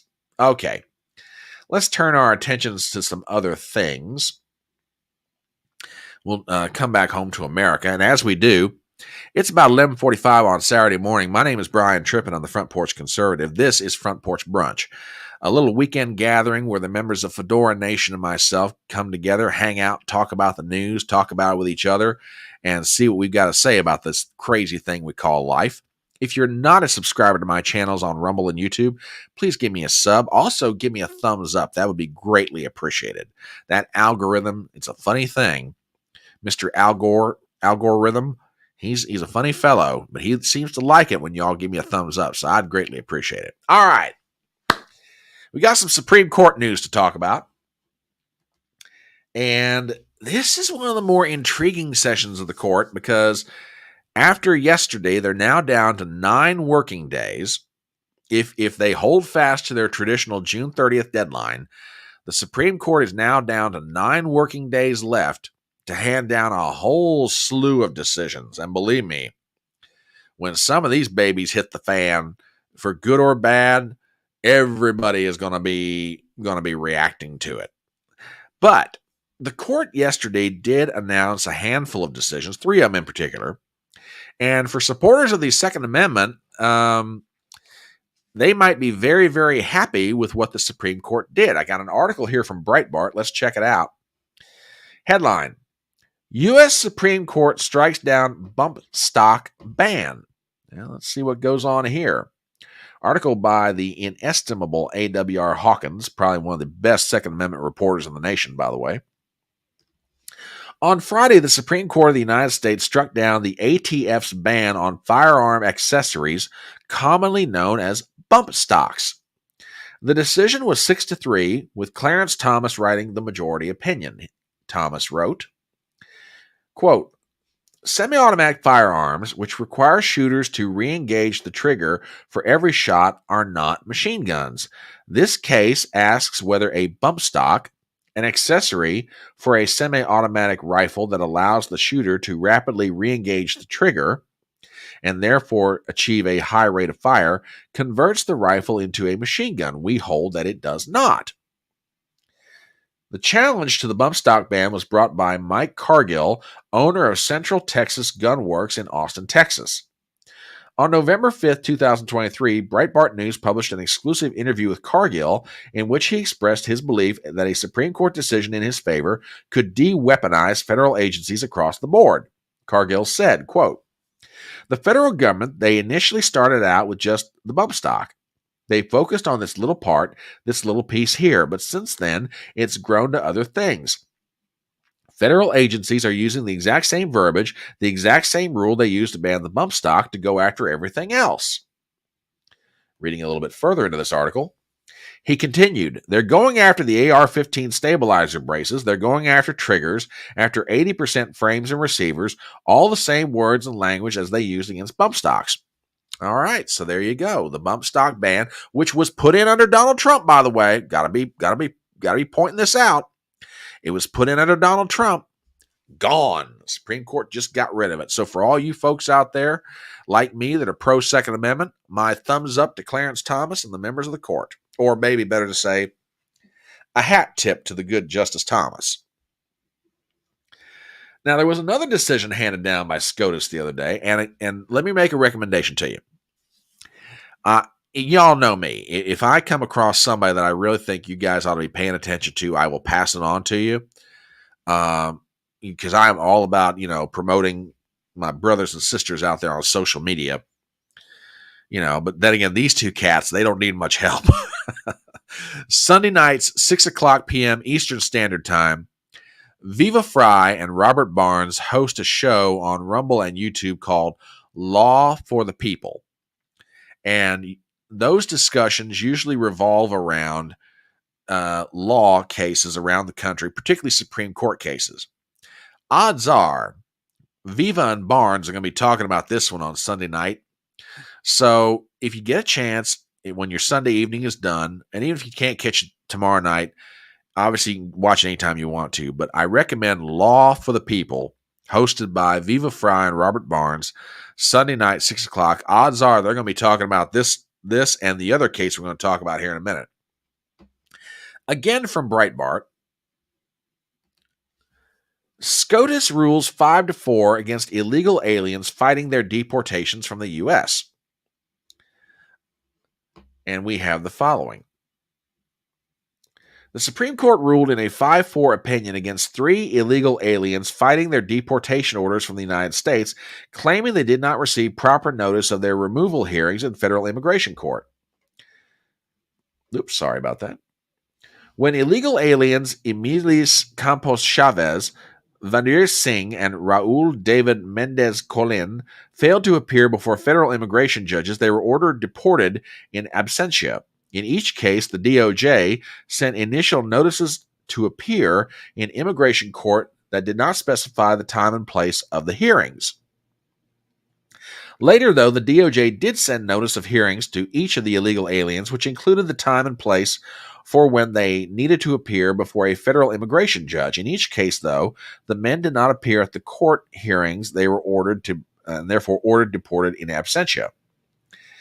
On Fridays, Justice Samuel Alito wrote for the majority, finding that the DOJ did provide proper notice of immigration hearings to each of the illegal aliens and thus cannot seek rescission of their deportation orders. And this is from part of the order.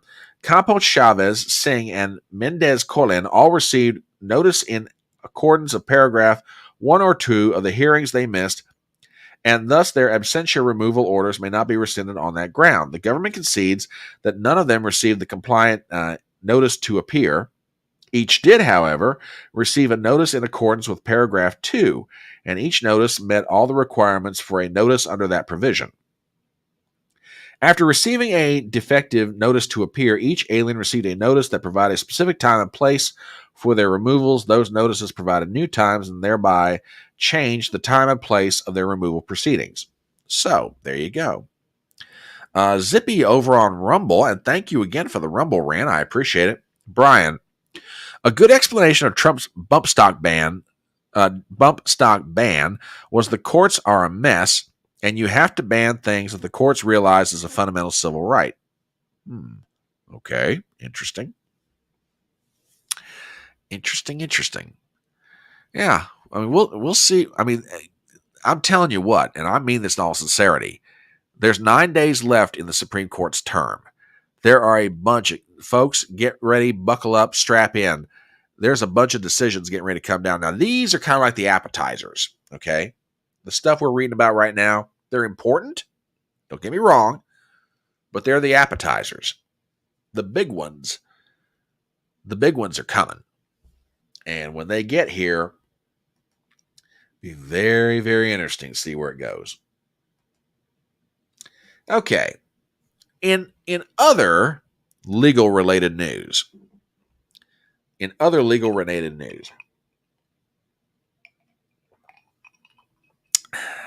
as you all know, the U.S. House of Representatives the other day.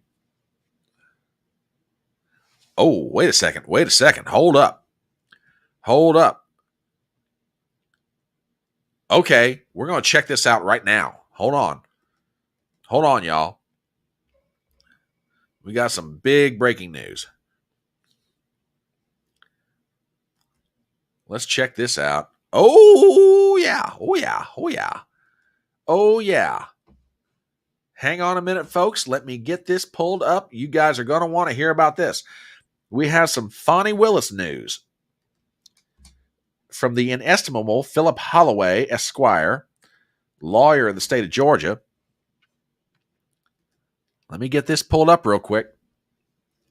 We have breaking news. This just came across, I guess,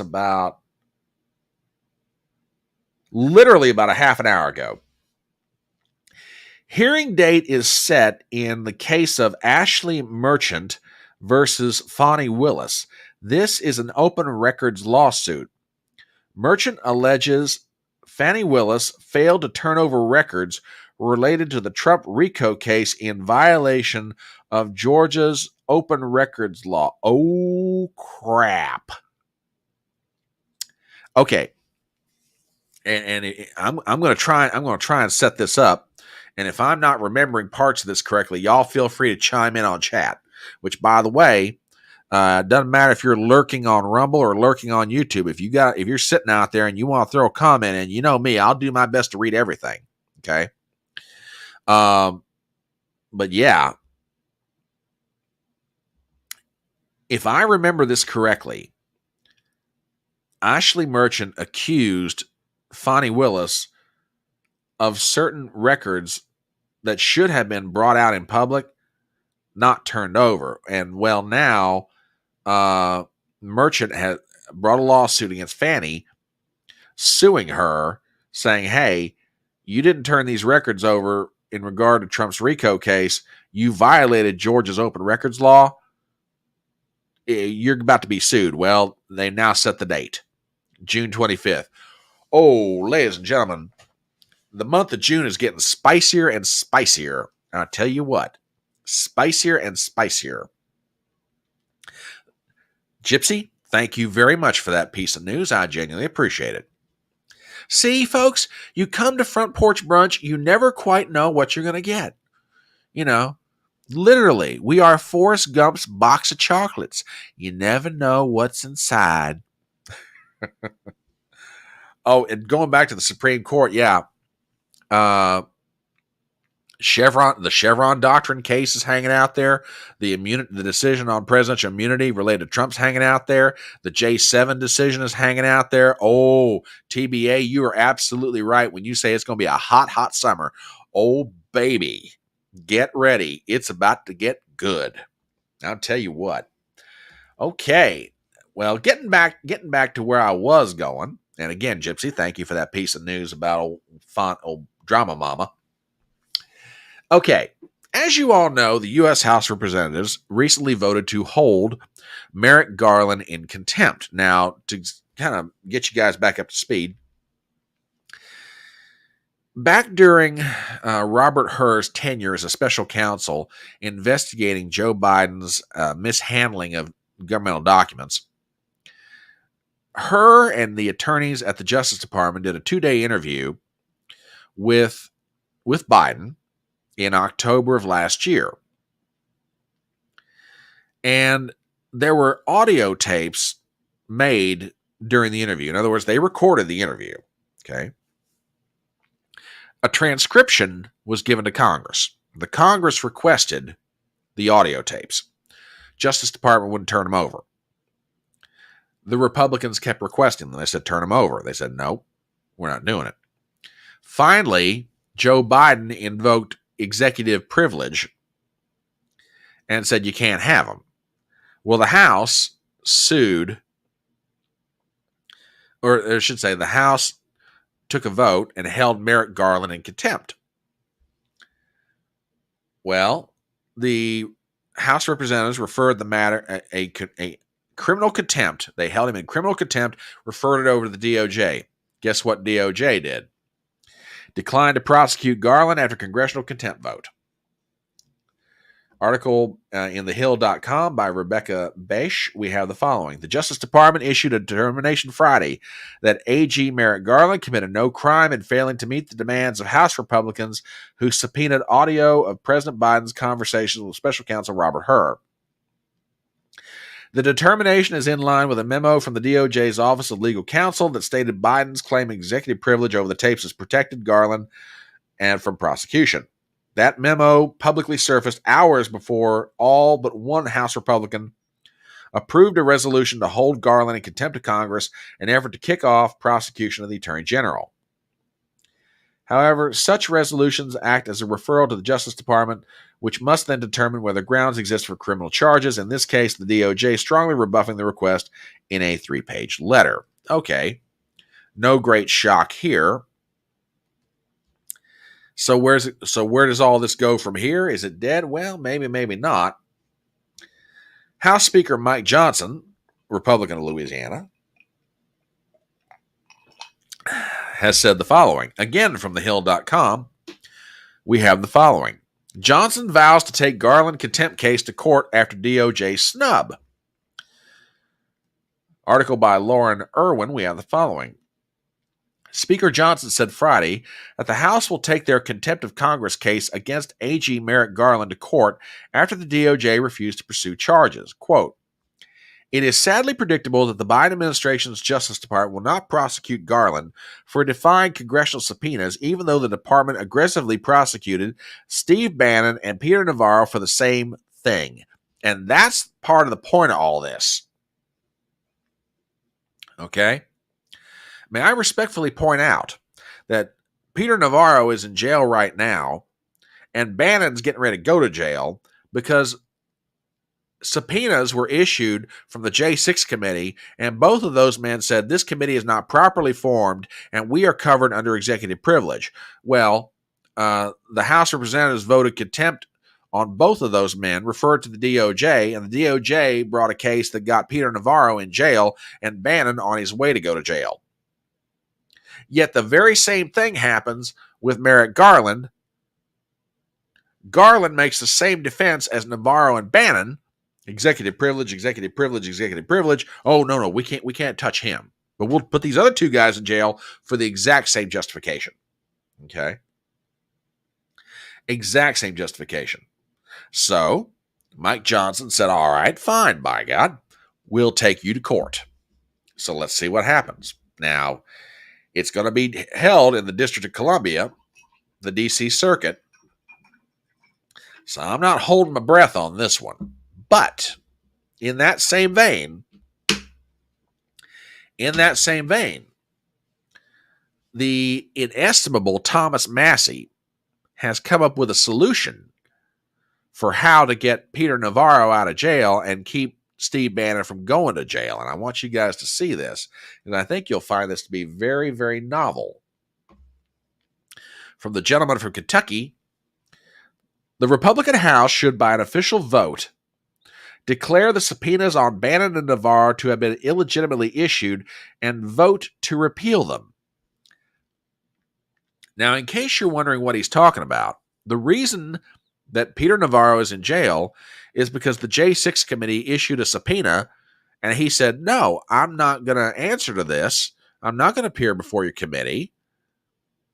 First of all, my conversations with the president are covered under executive privilege. And number two, your committee is not properly formed. And what he means by properly formed, the speaker normally, creates the committee, and the leaders of both parties select the members that go on the committee. Well, Kevin McCarthy didn't pick Adam Kinzinger and Liz Cheney.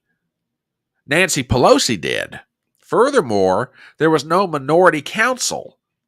There was no Republican lawyer representing the minority members of the J6 committee. So the committee, by congressional standards, is not even properly formed. So Massey's idea is, well, look, since the committee's not properly formed anyway, why don't we just take a vote of the full House of Representatives, declare the subpoenas that were issued against Navarro and Bannon to be invalid, and set them free? Sounds like a good idea to me. TBA over on Rumble says, can't Johnson just send the sergeant at arms to arrest Garland? I don't see why not. Maybe he can, maybe he can't. Now, there has been an idea, to answer part of your question, there has been an idea kicked around that, as opposed to asking the DOJ to appoint a special counsel to investigate Garland, that the House could appoint a House counsel to do the same thing. Now, whether or not that stands up legal scrutiny, I don't know. But we'll see. We shall see. 25th. Oh, wait. Let me back this up a second. 25th is Joe Neerman's birthday, and also on the 25th, the Young Thug lawyer contempt hearing where Merchant is representing Steele. So Ashley that's going to be good. I'm telling you what, guys, this is going to be one hot summer. Seriously, it's going to be a crazy summer. There is all kinds of stuff going on. All kinds of stuff. Now, we have reached the point of our program that we call HodgePodge News. Those stories that, okay, they're important, but they maybe don't get up as far on the list of internet searches as you otherwise should think they should, but they definitely ought to be talked about. And we got quite a bit of stuff for HodgePodge. really interesting things. One of them was referred to me by Gypsy. She tweeted this thing at me the other night, and I'm not quite sure what to make of this, to be honest. I'm going to show you this story from the Gateway Pundit. Now, before y'all say anything, don't hear Gateway Pundit go, "Oh, God." Not because y'all don't like him, but I know what some of you lefties out there, "Oh, great, another right-wing news source." Oh, well, at least they're giving you news, which is more than you say for NBC, CBS, or ABC. But I got a headline here, and Gypsy asked me to talk about this one, and I looked at it, I was like, oh, yeah, we need to mention this. Check this out. This is just, I'm not quite sure about this. House of Representatives passes a bill for automatic military draft registration of young men between the ages of 18 and 26. Now, everybody probably got their eyebrows raised on this one, but let's get into this thing. Article by Jim Hoft. The U.S. House of Representatives passed an amendment as part of the National Defense Authorization Act for fiscal year 2025 on Friday. The amendment, House Resolution 8070, will automatically register all draft-age male U.S. residents with the Selective Service System for a possible military draft based on information from other federal databases. This new system of automatic draft registration would replace the existing system in place since 1980, in which young men have the freedom to decide whether or not to sign up for the draft. According to People's World, the automatic draft registration proposal was initiated by the Selective Service System as part of its annual budget request to Congress. So it's Selective Service that's asking for this. The Gateway Pundit reported that it was introduced by Representative Chrissy Houlihan, Democrat from Pennsylvania. Houlihan is a former Air Force officer. It was endorsed by House Armed Services Committee Chair Mike Rogers, Republican of Alabama, and approved by a voice vote of the full committee without audible opposition.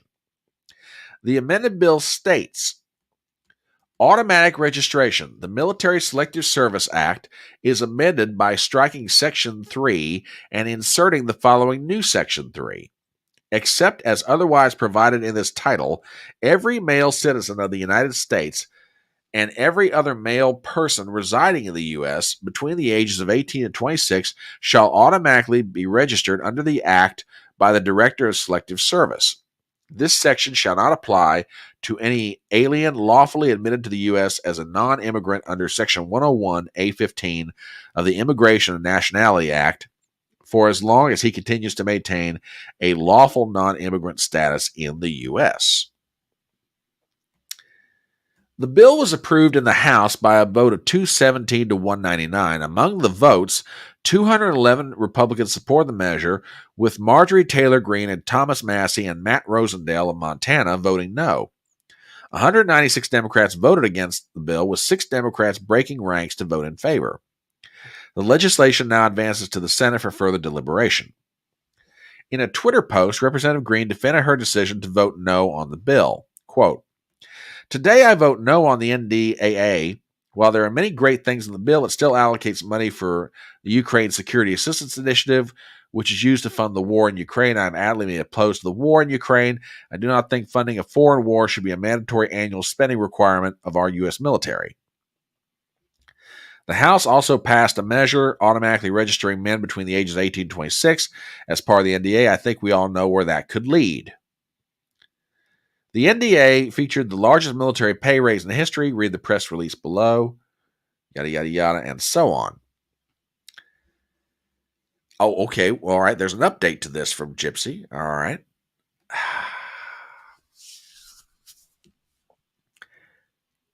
I guess here's my question. And again, y'all chime in on this one. I'm not necessarily, I don't necessarily quite know what to think of this. Is it because our military recruitment numbers are so low? That's why this is being done? I mean, what goes on here? Why is this all? We have had the Selective Service System that we currently use in place. Let's see, we put it in place in 1980, 90, 2000, 2010. Over 40 plus years. Why are we changing this now? WWG1 says, if you don't sign up for selective service on your 18th birthday, you're committing a crime. Yeah, that's the system I grew up in. I mean, when I turned 18, I signed up for selective service. You know. WWG1 says, they don't have that freedom now. It's against federal law to not voluntarily sign up. TBA says, even if someone is registered with the U.S. Selective Service System, it does not automatically mean they're inducted in the military. Yeah, but why change it? I don't understand why they're doing this. You know? I don't get it. I don't understand why we're doing this. Very strange indeed. So yeah, there is that hanging out there. Okay. Folks, forgive me for 1 second. I need to do something just real quick. I'm still here. I've not gone away. I'm just going to turn the camera off for 1 second, mute my mic, okay? Give me 1 second here.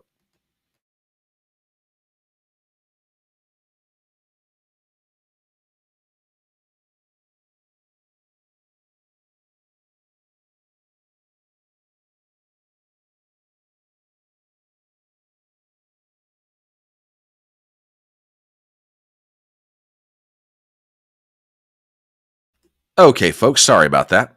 All right, I'm back.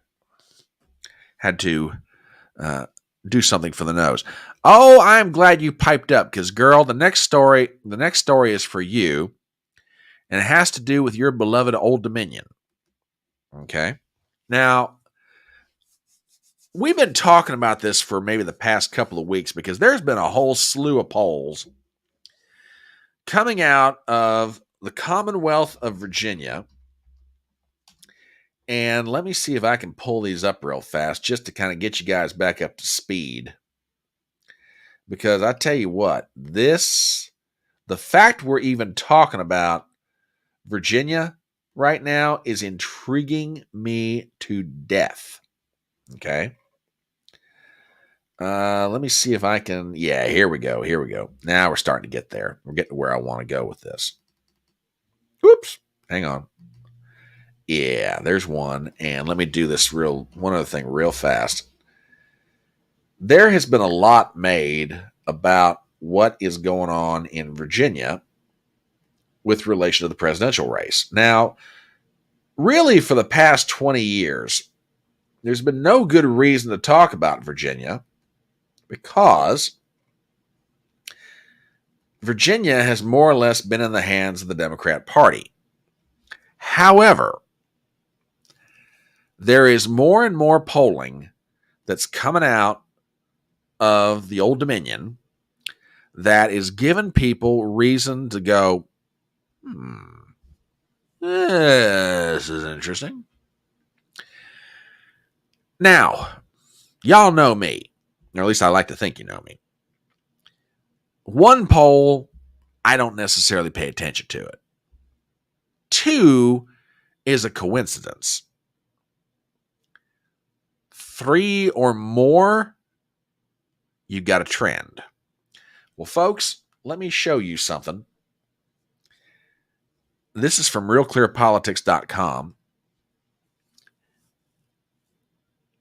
You've had two polls. Actually, there's more than that. Three polls, actually. The third one's not listed here. Echelon Polling has got a poll, show them tied at 41. But you've got three polls in the past almost 30 days. Head-to-head, Biden against Trump in Virginia, they're tied. Take it one step further. In the five-way race, the average between the two polls that have been done have them at like 1.5. That's the spread between Biden, the lead that Biden's got on Trump in Virginia. Now, do I think that Trump's going to win Virginia? I have no idea yet. And there is this possibility hanging out there. I don't know if he's going to be the Veep or not, but I tell you what, Youngkin is definitely working it in Virginia on behalf of Trump. That's for daggone sure. Okay. All of a sudden, everybody is waking up to the possibility that Virginia is in play. So much so, in fact, let me find it here real fast. Here's an article from the Wall Street Journal. I think this ran on Friday. Yeah, it did run on Friday. Virginia hasn't backed a Republican for president in 2 decades. Is it about to flip? Early polls show Trump is gaining in the non-battleground state, an ominous sign for the Democrat president. Article by Vivian Salam. Okay, I'm from West Virginia. Forgive me. I don't know how to pronounce anything. Front Royal, Virginia. Whether Virginia backs Donald Trump or Joe Biden shouldn't even be a discussion. The state hasn't backed a Republican for president since George W. Bush in 2004, but early polls showing Trump, the presumptive Republican nominee, cutting into the Democrats' lead has served as a wake-up call for Virginia Democrats, who acknowledge headwinds with voters dissatisfied with Biden's leadership. Republicans say that if Virginia is even remotely on the table for Trump, Biden is in serious trouble in traditional battleground states such as Wisconsin, Michigan, and Pennsylvania. And ladies and gentlemen, I know Democrats out there are going to dismiss that and say, well, that's just campaign bluster. Of course the Republicans are going to say that. But I got news for y'all. That idea is not incorrect. If we're sitting here, you and I, and folks watching this live stream, if we're sitting here watching this and talking about the Commonwealth of Virginia possibly being in play on election night 2024, then that ought to scare the Biden people to death for a couple of reasons. Number one, that means that for the first time in years, they've got to spend money, time, and manpower in a state where the Democrat Party has pretty much had control electorally at the presidential level for 20 years. That's the first reason they ought to be scaring them. Second reason, if the Democrats have to spend money in places like Virginia, that means they can't be spending it in Michigan, Wisconsin, Pennsylvania. And if it's close in Virginia, then that means Biden does have problems with the 3 wise men of the North. Okay? Well, let's read a little bit further about this article. Quote, I think Virginia can be a real possibility for Republicans, said Sarah Chamberlain, the president of the Republican Main Street Partnership, a group that supports center-leaning House Republicans. Northern Virginia is so Democratic, and that's where the numbers are. So I'm not there yet, or Trump winning it. The Trump team's doing the right thing. Let's see how it plays out. That's a good take. Really, it is.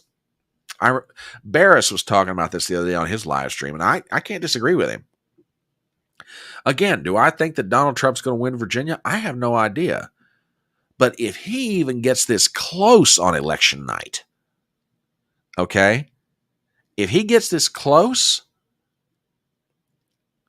then Joe Biden's got enormous problems all over the nation, okay? Hang on one second. I want to pull something up just from perspective. Should have done this earlier, so my apologies in advance. Let me find it here real fast. Oh, yeah. Oh, yeah. Yes. Hang on a minute. Oh, we definitely need to show this because you guys need to definitely show you this. This is from Wikipedia, and I just popped this up real fast. Okay, this is 2016, okay? Hillary Clinton beat Donald Trump in Virginia by a little over 5 points and lost all across the nation, okay? Now, what you've got down here is the map for the Commonwealth of Virginia, and the Wall Street Journal article is absolutely right. These are the collar counties that surround D.C., and they're very heavily Democratic. Down in the southeastern parts of the state, Chesapeake Bay, Norfolk, etc., tend to be very strong Democrat enclaves. If the Republicans can really crank out their vote in the Shenandoah Valley and really crank out this vote right here, God, they can make this thing close on election night. But again, Hillary only won this by 5 points back in 2016 and lost nationwide. If this thing is as close, I mean, truly, if this thing is as close in Virginia as these polls seem to indicate, and again, we're 4.5 months to the election, I get that, okay? But if he's this close to Biden right now, and that trend doesn't change, I'm telling you what, keep your eyes on Virginia on election night, because that state could go. It could go for Trump. And if Biden loses Virginia, it's over. Forget about Wisconsin. Forget about Pennsylvania. Forget about Michigan. If Trump picks up Georgia, Arizona, and Nevada, and he gets Virginia, the Rust Belt states don't matter, because Trump will have the numbers to win the presidency. And the way the polls are looking in the other 3 states I mentioned, Georgia, Arizona, Nevada, they're trending really well right now for Trump. Again, 4.5 months to go, so anything can happen, but I'm just saying, Leanne, your beloved Old Dominion is getting very spicy where this presidential election is concerned. So on behalf of Fedora Nation, thank you very much for all your efforts down there in the old Commonwealth. In that same vein, there is other news that's come out, and this you guys definitely need to see. Oh, by the way, speaking of Virginia, one last thing. Scott Pressler, that boy is doing the Lord's work. Check this out. He was in Northern Virginia the other night. Hey everybody, this is Scott Pressler. I'm here in Fairfax County, Virginia. We are just about to get started our event, and as you can see, we have a great crowd. Listen, Virginia is in play. I don't care if you're in Northern Virginia, Loudoun or Fairfax County, or if you're in Richmond, if you're in Southwestern Virginia, or even if you're in Virginia Beach. I need you to get active. I need you to join your local Republican Party. I need you to become an election day worker. I need you to focus on voter registration. Let's bring the conservative, peaceful fight everywhere and make the Democrats burn the cash everywhere. Let's go. Tell you what, say what you want to about Pressler, but that kid's doing the Lord's work. He's all over Pennsylvania right now. He is all over Virginia. He's doing his part. Our bartender is doing her part. I'm telling you, and I'm not trying to be Pollyanna about this. I'm really not, but there is energy out there. There is energy out there right now that is it's fun to watch. Oh my gosh, it's fun to watch. In that same vein, going to the Great Northwest, not quite the Great Northwest. Let's call it the Great North of the Midwest. There is a poll that has come out, and I'm not surprised by this, because I've been saying all along, this one's going to go on election night. From McLaughlin and Associates, Minnesota, head-to-head, Donald Trump has a 2-point lead on Joe Biden in the state of Minnesota. If you take a 6-way ballot race, Donald Trump has a 5-point lead on Joe Biden. If you take all the candidates and put them together, Trump, Biden, RFK Jr., Cornel West, Jill Stein, etc., Trump's got a 4-point lead on Joe Biden in Minnesota. Now, for the sake of fairness, full disclosure, John McLaughlin and Associates are doing polling for the Trump campaign. And this is an internal poll. Under normal circumstances, an internal poll is never released. But, and maybe they did this to shake things up. I don't know. But John McLaughlin is a good pollster, okay? People are going to say, oh, yeah, he's working for Trump. Of course he's going to give him that result. No. John McLaughlin's shouldn't say fair pollster. He's a good pollster. Okay. John McLaughlin is showing in Minnesota, Trump's got a lead on Biden. And I say this again for the sake of perspective. Minnesota has not gone Republican in a presidential election since 1972 when Richard Nixon was reelected. We're talking over 50 years. And Trump, if that poll is accurate, Trump has a lead in Minnesota.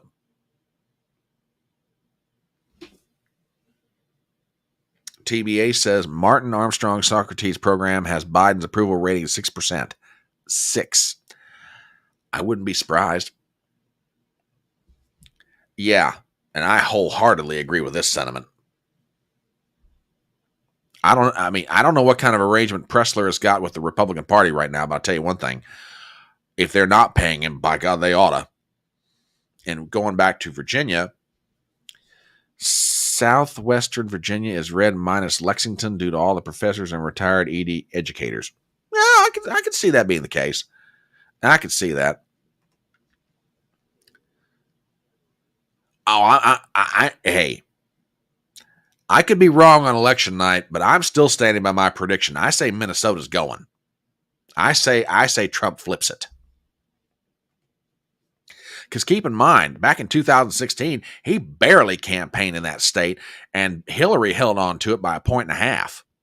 And she was way more popular than Joe Biden is right now. And again, it's 4.5 months to the election. Anything can happen. And Biden just might hang on to it just because of historical trend. Okay? But I'm telling you right now, there's something happening in Minnesota. There's something happening in Virginia.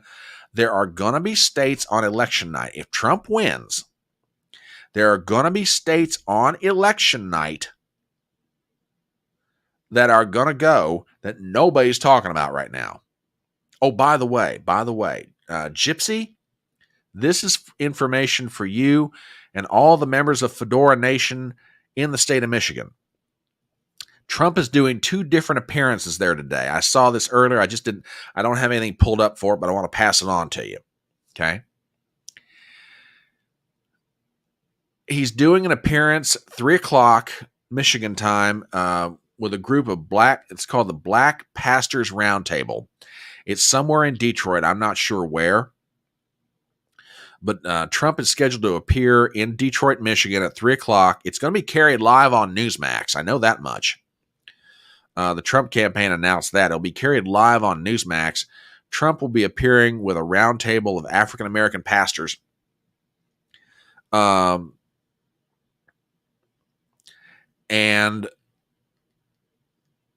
then at 5:00, Trump will be speaking at the event that Charlie Kirk is putting on, the People's Convention. So just to let y'all know, you members of Fedora Nation in the state of Michigan, Trump's got 2 appearances in your state, and I believe both of them are going to be carried live on Newsmax if you got cable. So, and I was thinking about this question this morning. I really was. I was thinking about this.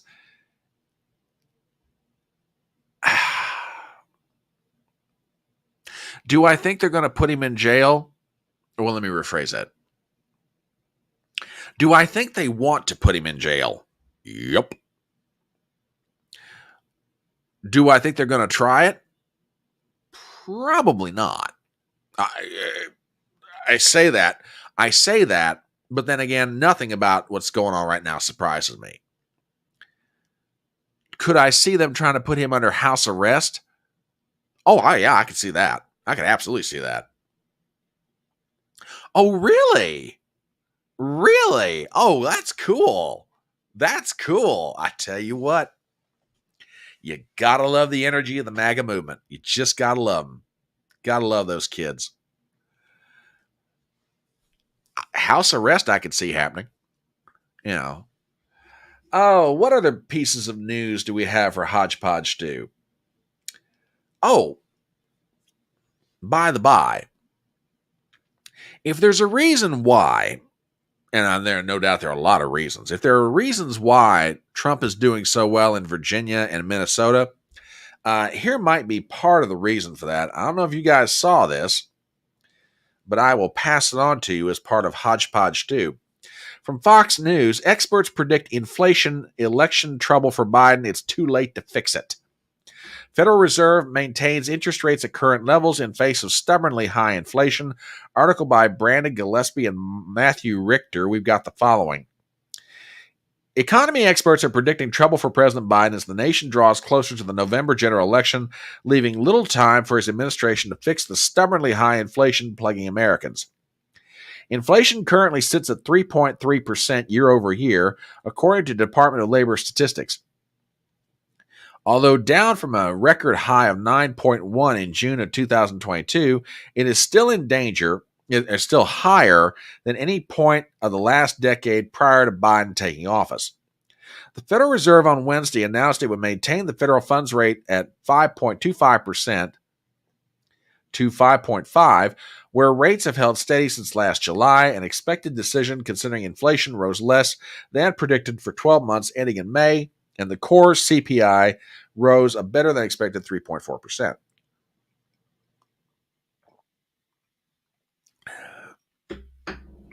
Okay. So yeah, I can understand why Trump's doing so well. That's one reason, daggone for sure. TBA says Shadow Stats has inflation of 15+%. Yeah, that's just it. Why they're leaving out food and energy out of the CPI? Well, I know why they're doing it, because it would probably, if you factor those in, this whole thing about inflation being at like 3.3% year over year, heck no, it'd probably be closer to Shadow Stats' number of 15%. So yeah,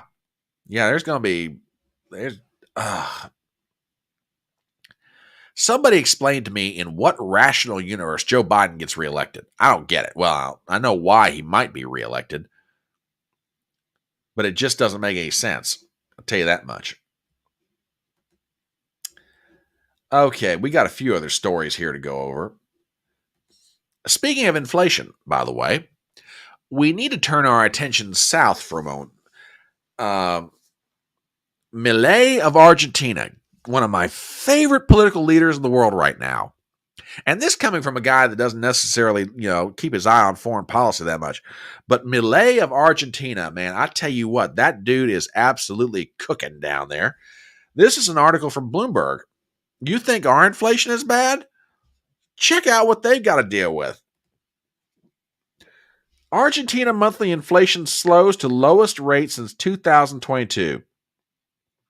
Consumer price index cooled in May to 4.2% month to month.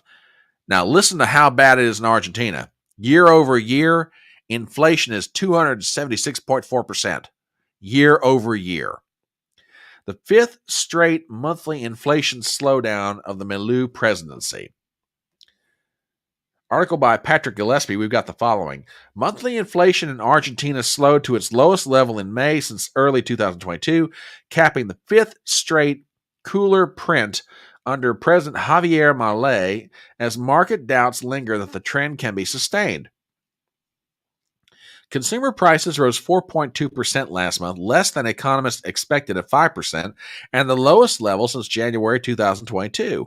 From a year ago, inflation slowed to 276.4%, according to government data published Thursday. Communication cost and education led monthly price gains in May by category. While far from a definitive victory, a slower pace of price increases marks another positive development for Milei this week after the majority of his economic reforms passed through the Senate early Thursday in a pivotal vote. His government also renewed a portion of its currency swap line with China, while the International Monetary Fund's executive board is expected to approve the latest review of the country's programs sometime Thursday. Milei also participates in the Group of Seven summit in Italy this weekend, too. While the Milei administration is expected to trumpet the positive results in its economic shock therapy program, private economists see the current pace of monthly inflation as somewhat of a floor in the short term. Although inflation expectations have declined significantly this year, analysts surveyed by Argentina's central bank in May don't expect monthly prices to rise below 5% through September. Even by November, monthly inflation is seen at 4.5%. Milei has held off on removing the largest portion of the subsidies that keep utility and public transportation costs artificially low. Cutting these subsidies, which surpassed $10 billion in the annual government spending in recent years, are essential to Milei's commitment to a fiscal balance this year. However, once the subsidies are removed, prices will inevitably go up across the board because of the cascading effect utilities and transport have on all other categories, assuming, of course, that Milei is not able to get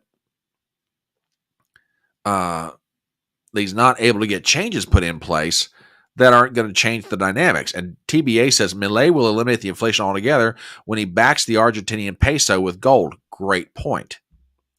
WWG1 says a slowdown in inflation is still inflation. Even if inflation is zero, the previous inflation is still baked into the cake. Great point. Great point. Zippy says, I have to do something more bit by bit. Going gold standard may work. Going to gold standard probably will work. So yeah, oh yeah, you think our inflation is bad? Yeah, Argentina. Thank God we're not them. At least on the inflationary front, that may. Ye gads. But Milei, once again, he's getting done. The boy is getting it done down there. I'm telling you what, it is amazing to watch. Just amazing to watch. So, from up here in the north, Prime Minister Milei, a hat tip in your general direction, sir. Good job and keep it up. I tell you what, El Salvador and Argentina right now are two countries in Central and South America. Keep an eye on it, gang. Keep an eye on what's going on down there. Very interesting stuff. Very interesting indeed. Okay, got a few more stories for HodgePodge Stew. Let me clean up my board here. Tidy things up a little bit. Oh, okay. Okay, we got to get into something fairly ridiculous. Okay, did you know that U-turn traffic signs are anti-LGBTQ?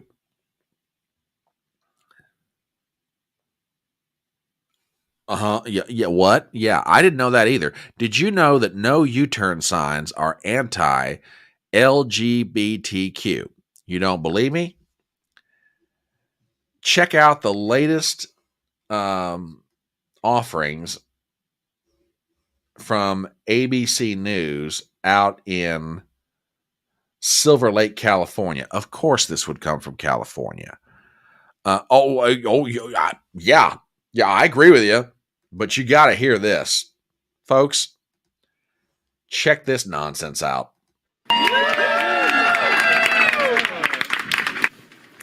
LA City Council members Hugo Soto Martinez and Nithya Raman were on hand today to help remove the signs. They say the no cruising and no U-turn signs were put up in the 1990s to prevent people in the gay community from meeting up with other gay people.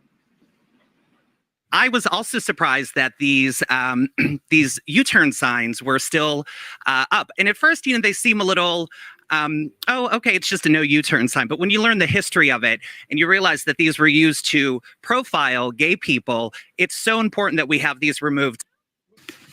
The LA City Council members say the signs were put up after the gay community began to grow and because there was a gay bar in that area. Well, there you go. You watch. If this doesn't start sweeping across the nation, because y'all know how California works. You know how Zippy's like, oh, my brain, it hurts. Zippy, I hear you. I really do. I hear you on this one. But you know how this works. It starts in California and it makes its way across the country. You watch. You give this about 2 or 3 years, or maybe less. You're going to have the LGBTQ community trying to get no U-turn signs all across this country taken down. I'm telling you, it's God. Oh my goodness. Just Unbelievable. Unbelievable. Okay. A couple more stories. Never let it be said that the Democrats are not above showing themselves. Never let it be said. Enjoy the boat, darling. And apparently, they're about to do something to show themselves that I'm not so sure if this isn't going to help them or hurt them with the various constituencies that support the Democrat Party. Check this headline out from Breitbart. Tell me what y'all think.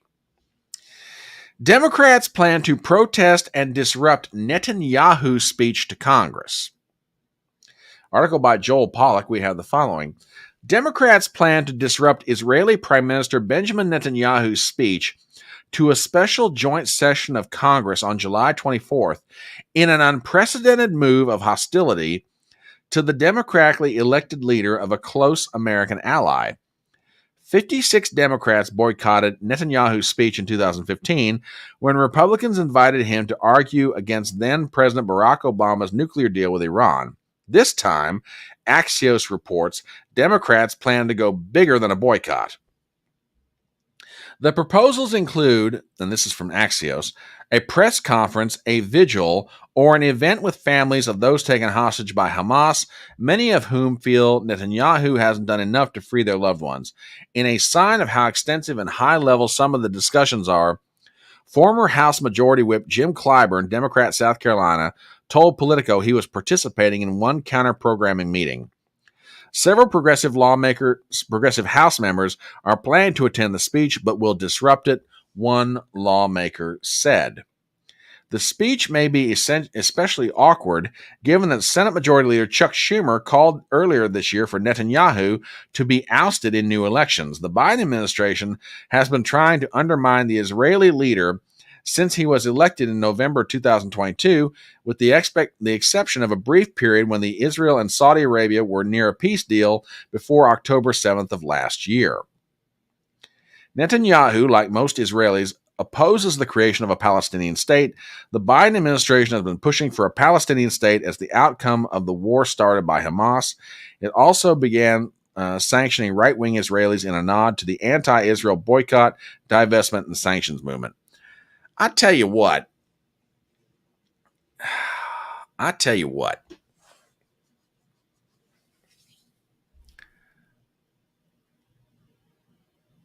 I mean, like I said, the Democrats are notorious for showing themselves, okay?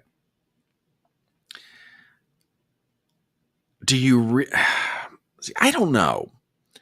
I get why the Democrat leader or Democrat Congress people would try to disrupt the speech. Well, first of all, it's tacky, but then again, it's the Democrat Party we're talking about here. But I don't know if they actually go through with this.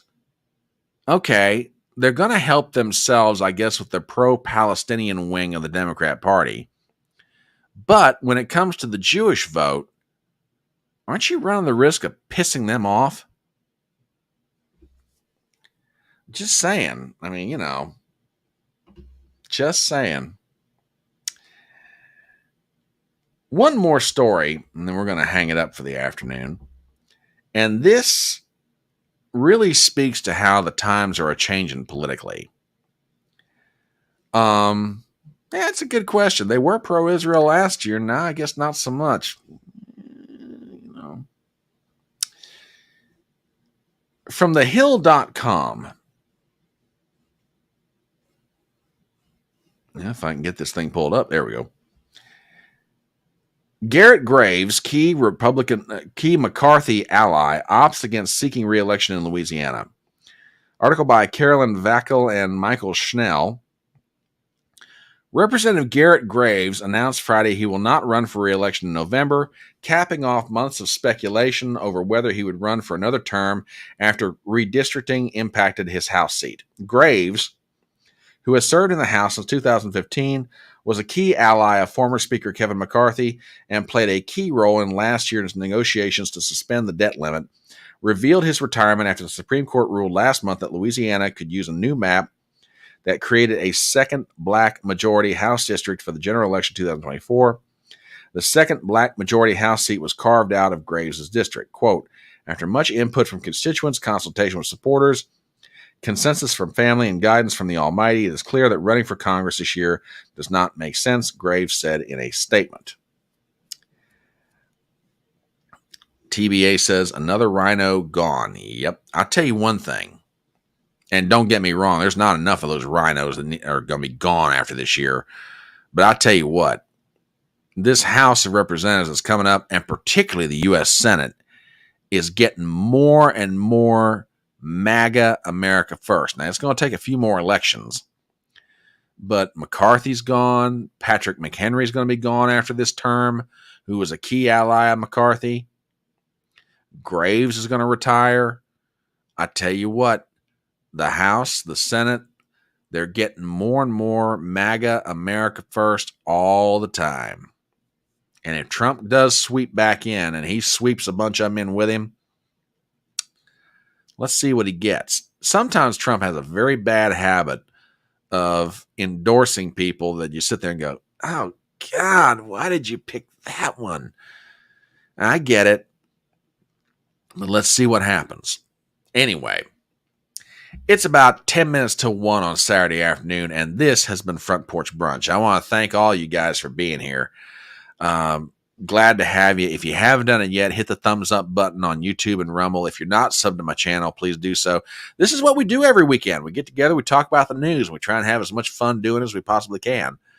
You know, I enjoyed doing this. This one I really felt good about this one. I mean, don't get me wrong, there's some shows I do and it's like, yeah, wasn't one of my better ones. This one felt pretty good. Thank all you guys for being here. We will be back Monday evening, 7:30 Eastern, for Chatting on the Porch. We'll be checking out the news this weekend. Keep your eyes open. By the way, y'all up in Michigan, remember, Trump's got 2 events today. One of them is the roundtable with the African-American pastors in Detroit, and the other is a speech at 5 o'clock where Trump will be at the People's Convention. It's an event hosted by Turning Point USA. Anyway, I love you guys. You have a great weekend. We'll see you Monday night at 7:30. And remember, as we depart, the words of that great American philosopher Tom T. Hall when he said, it's faster horses, younger lovers, older whiskey, and more money. I love you guys. We'll see you Monday night at 7:30.